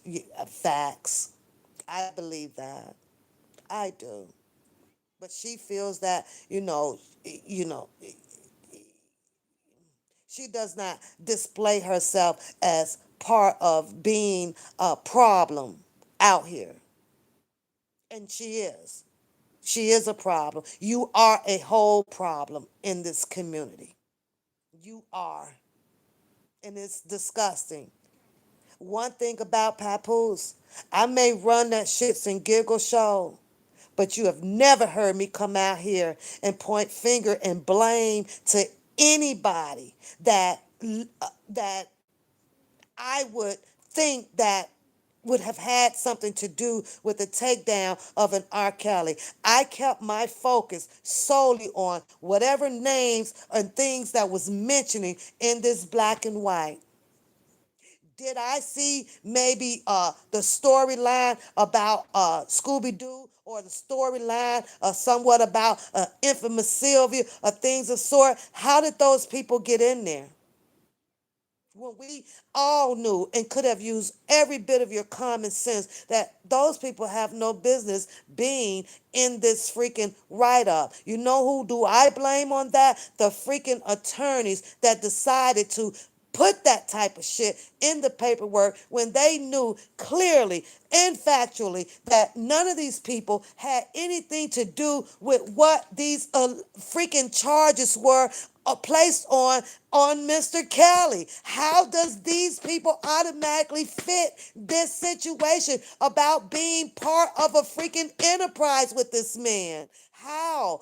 You know how the people who was People are with the blabbling of the mouth, not by themselves though, also with the alleged upside of the team, being mad, writing in a bunch of stuff and all this stuff. But what just kills me is how, not the defense team, I'm sorry because I did say that, how did these prosecutors were able to use outside people who ain't have nothing to do with all this mess that they were indicated in their paperwork back from 1994. Who the heck is this? What's this guy named? How many of these people actually knew Julius Darrington? How many people actually knew a freaking Don Russell? How many people knew, what was this other guy name they mentioned in here? Or the one that she over there thinking she done hit up on a Luck Street, that the Bibbins guy. How many people knew all of his managers? How many people even knew and had close contact with all of these freaking females and things that was listed on a lot of this stuff? You explain that. You explain that. Why would DJ go down there and actually stumble across this Cunningham girl? You know, and conversations break out and it's filmed and it gets back to the streets. Now somebody else build another story on top of another story behind that shit. Like, get the fuck out of here. And you try some, and the gag is if people don't use their common sense. It don't look like your sense was common at all, because there's no way in hell that you can sit there and regurgitate a story off of another story because people are just out here just talking through these goddamn radio horns. It's stupid as hell. If you do your due research and your due diligence, who the fuck knows a Demetrius Smith to be out here doing what worked from him? Demetrius Smith told you off the bat he was already broke. He done stole and robbed and whatever. He admitted it out his own freaking mouth. Now, something like that, you can chase and you can follow and you regurgitate it because you heard that from his own mouth. But if I would have said that and then that went to Niecy Mo and then Niecy Mo had then spreaded it over there to Miss Brown and then all of a sudden we put it up there, yo dumb butt is gonna sit there and copy and paste it and put it out here like it's true? Who does that type of shit? Someone that's gullible. Gullible. Oh, and chasing clout. People can say whatever they want to say out here on these freaking streets. That's the wonderful world that we live in called freedom of speech. Doesn't mean that everything that you hear, and because it's certain people that is conveying into these conversations, is telling the truth. But you seem to know when everybody was telling the truth from when they lying. That you might as well go on and pick you up a tarot card and some juju bees and a small table and a handful of rocks and tell me how much snow we gonna get tomorrow or something. What's my lottery numbers? Where am I gonna hit the Powerball someday? Because that's the type of shit your ass be over there broadcasting. I be cracking up. Like, listen to this girl. What is you smoking on? How could you put your storyline together way better than the defense attorneys? I'm trying to understand that. I can't. I'm literally trying to understand that, girl. How is it that you put your defense way better than the freaking attorneys? I'm just asking. This shit crazy as hell. That's what I want to know. How? How? But let's go through this one more time.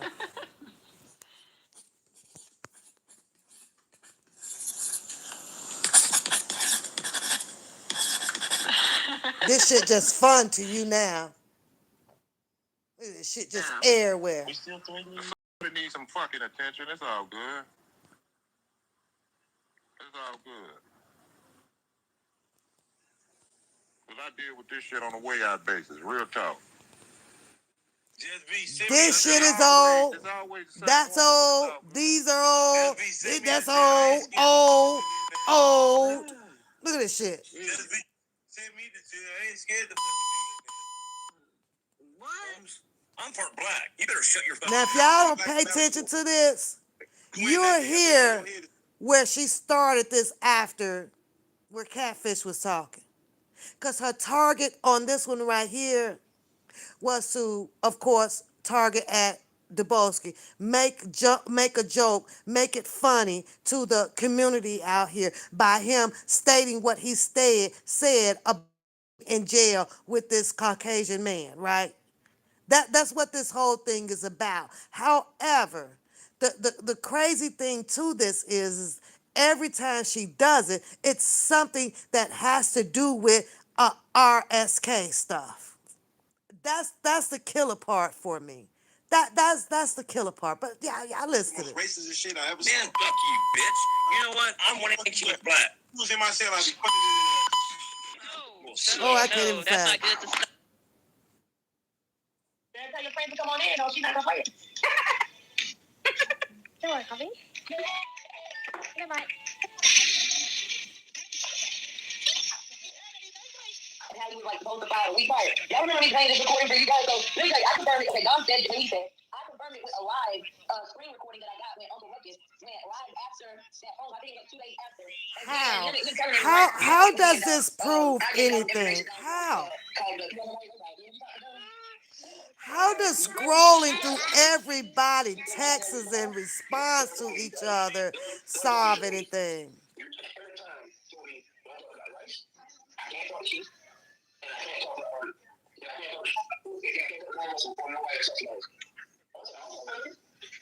Okay, so he was told not to talk to those people. He claimed he was told not to talk to King. He claimed he was told not to talk to any of these people, right?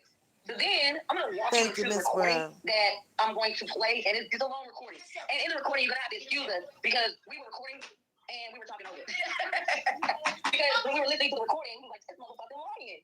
Like, I had the phone on mute, but we were recording. And yeah, that's how we got it. So you remember me telling y'all that long recording that I had? There's a big blank spot because I had my phone on mute, and I didn't know at the time because it was my very first recording. I didn't know about me having my phone on mute. You know what? And here's the crazy thing about this. Ratchet ran the baby. I don't know where Kaleidoscope was at during this time. They actually came out and said everything that they did, at least almost everything that they wanted the people to know what they did. They talked about who the freak they doxed. They talked about who did this. They did. They literally came out and said that. So it's almost like you're solving something that they solved them damn selves. They told on their damn selves. Like, where were you at that time?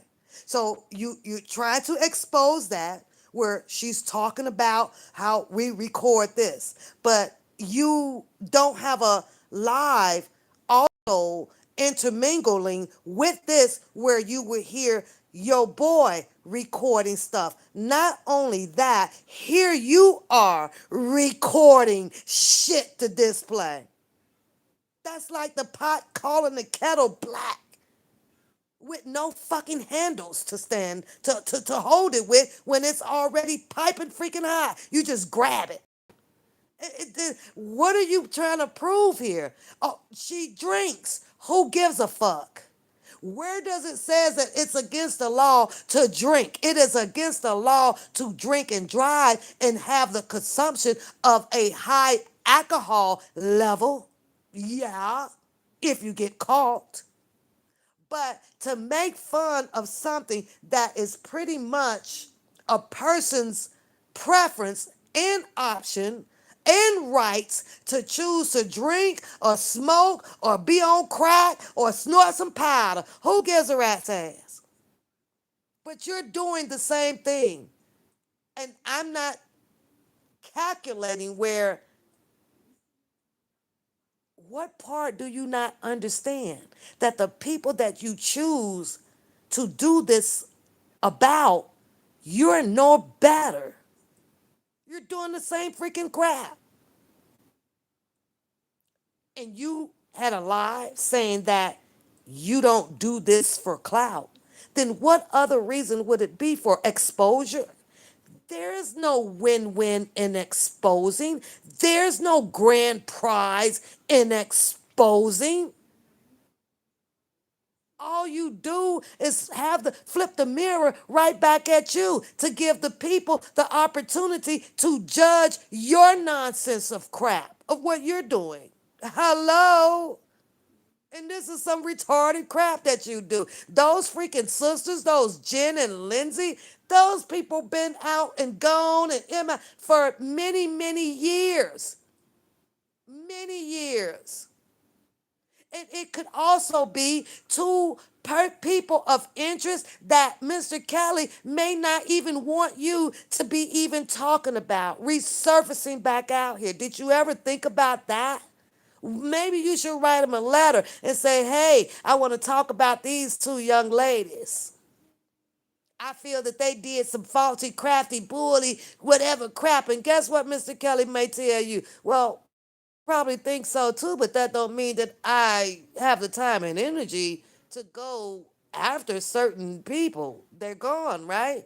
They're out of his lives. They're doing their things. As far as what I'm saying, the conversation may go between you and R. Kelly. However, you still don't know who is behind the scenes and could be in operational mode on a speaking level, or possibly sending them 20 or $50 when they need to or want to, or a card. You don't even know. You too stuck over there dunking motherfucking Twinkies in hot grease and stuffing it with goddamn melted ass cookie, Oreo cookies. The fuck? I'm just saying.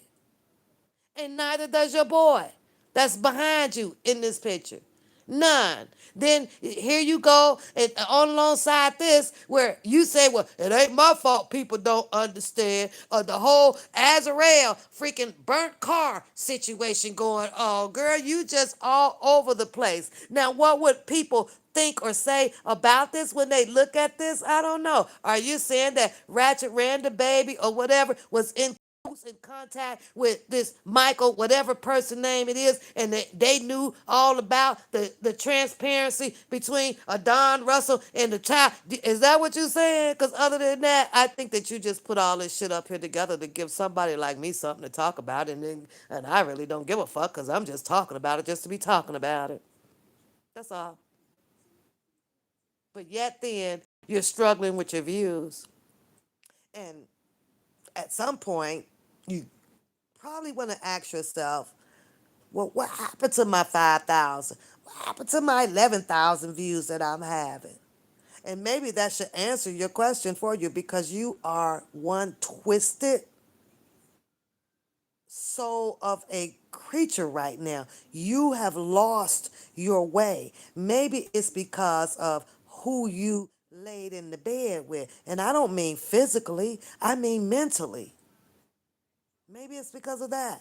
Kind of like what just happened with the wisdom daughter. And I'm not saying that wisdom daughter is going to fall on her face. What I'm saying is that half of the community now is not looking at the wisdom daughter that they thought was wisdom daughter. The pastor, the minister, or whatever, her title may be, right? All of a sudden now she's catching flack. She's catching heat. And then you know what you do behind that? You turn around and go and put infamous Sylvia and Dennis Byron in your little AI and name tag them.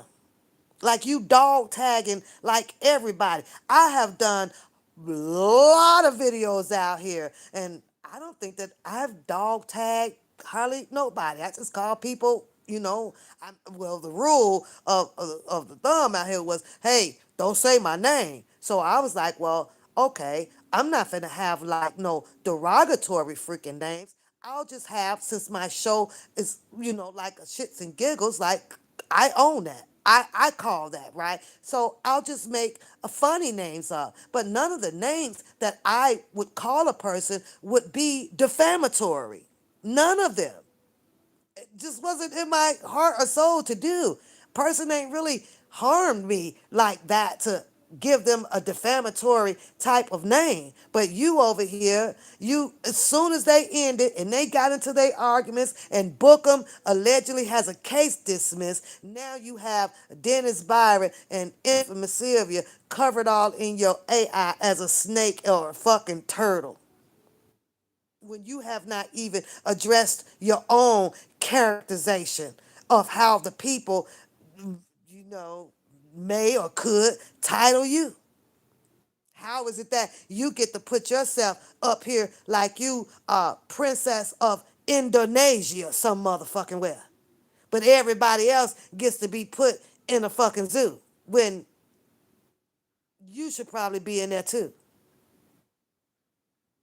You should probably be in there too. You are a weirdo, allegedly, but not. Block out the conversation. Well, Sylvia, the one that's very smart, she made sure to give me a backup because she got me up and recorded. So then I told y'all that it was always 3 callers on the phone with him. I always had them on Messenger with me. And we would be on Messenger. I would let them listen even though I was still recording them. Happy belated birthday, Champagne. That's what you wanted. You wanted to get her on the video saying, well, yeah, I recorded him. Well, then why didn't you have your boy come right behind that and say, well, I record everybody too. And this is why. Y'all, I got to go bite my chicken. I have like been on here. I'm just saying. Now y'all can expect a whole nother brand newly dooly freaking collage. I'll be in it. She'll go on and on and on. But Niecy Mo and Miss Brown, most of you guys that has been knowing me since I've been out here, y'all have to know that I can give 2 cents of a what? Bleep. Y'all know that. I talk my shit and I move on because life goes on. I got other shit to do tomorrow. I can't keep going. I don't want to go back and forth. I don't want to go back and forth. It's too goddamn gone exhausting. Too damn exhausting. I learned now to say what you got to say and just bounce on, Now, I did wanted to do and get into, I'm going to say this for tomorrow because I'll be a little bit later coming on, but it'll be about an hour or so. But I got to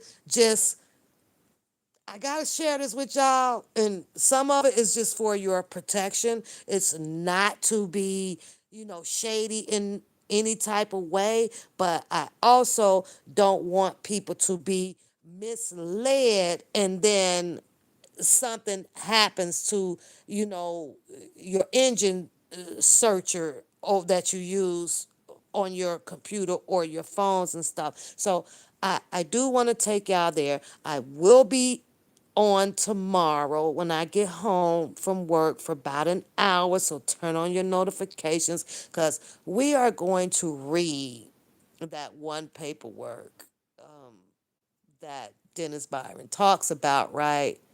And in the midst of reading that, hey, y'all know me, shits and giggles time. It is what it is. I still got some questions that ain't none of my damn business, but oh well. And I need to alarm you guys and show you something.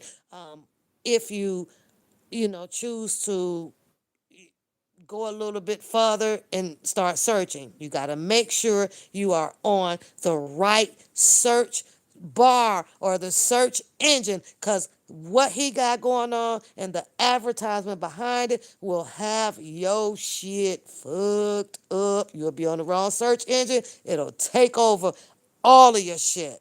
So stay tuned. I will see y'all tomorrow night when I get off work. It will be a little bit late, somewhere around 8:30, 9 o'clock. So set your notifications. And this is just to bring awareness, just so that you can stay alert about certain things so that it does not harm your systems and things of how you search. That's my sole purpose of this, okay? Talk to y'all later. Don't forget, hit the like, hit the share.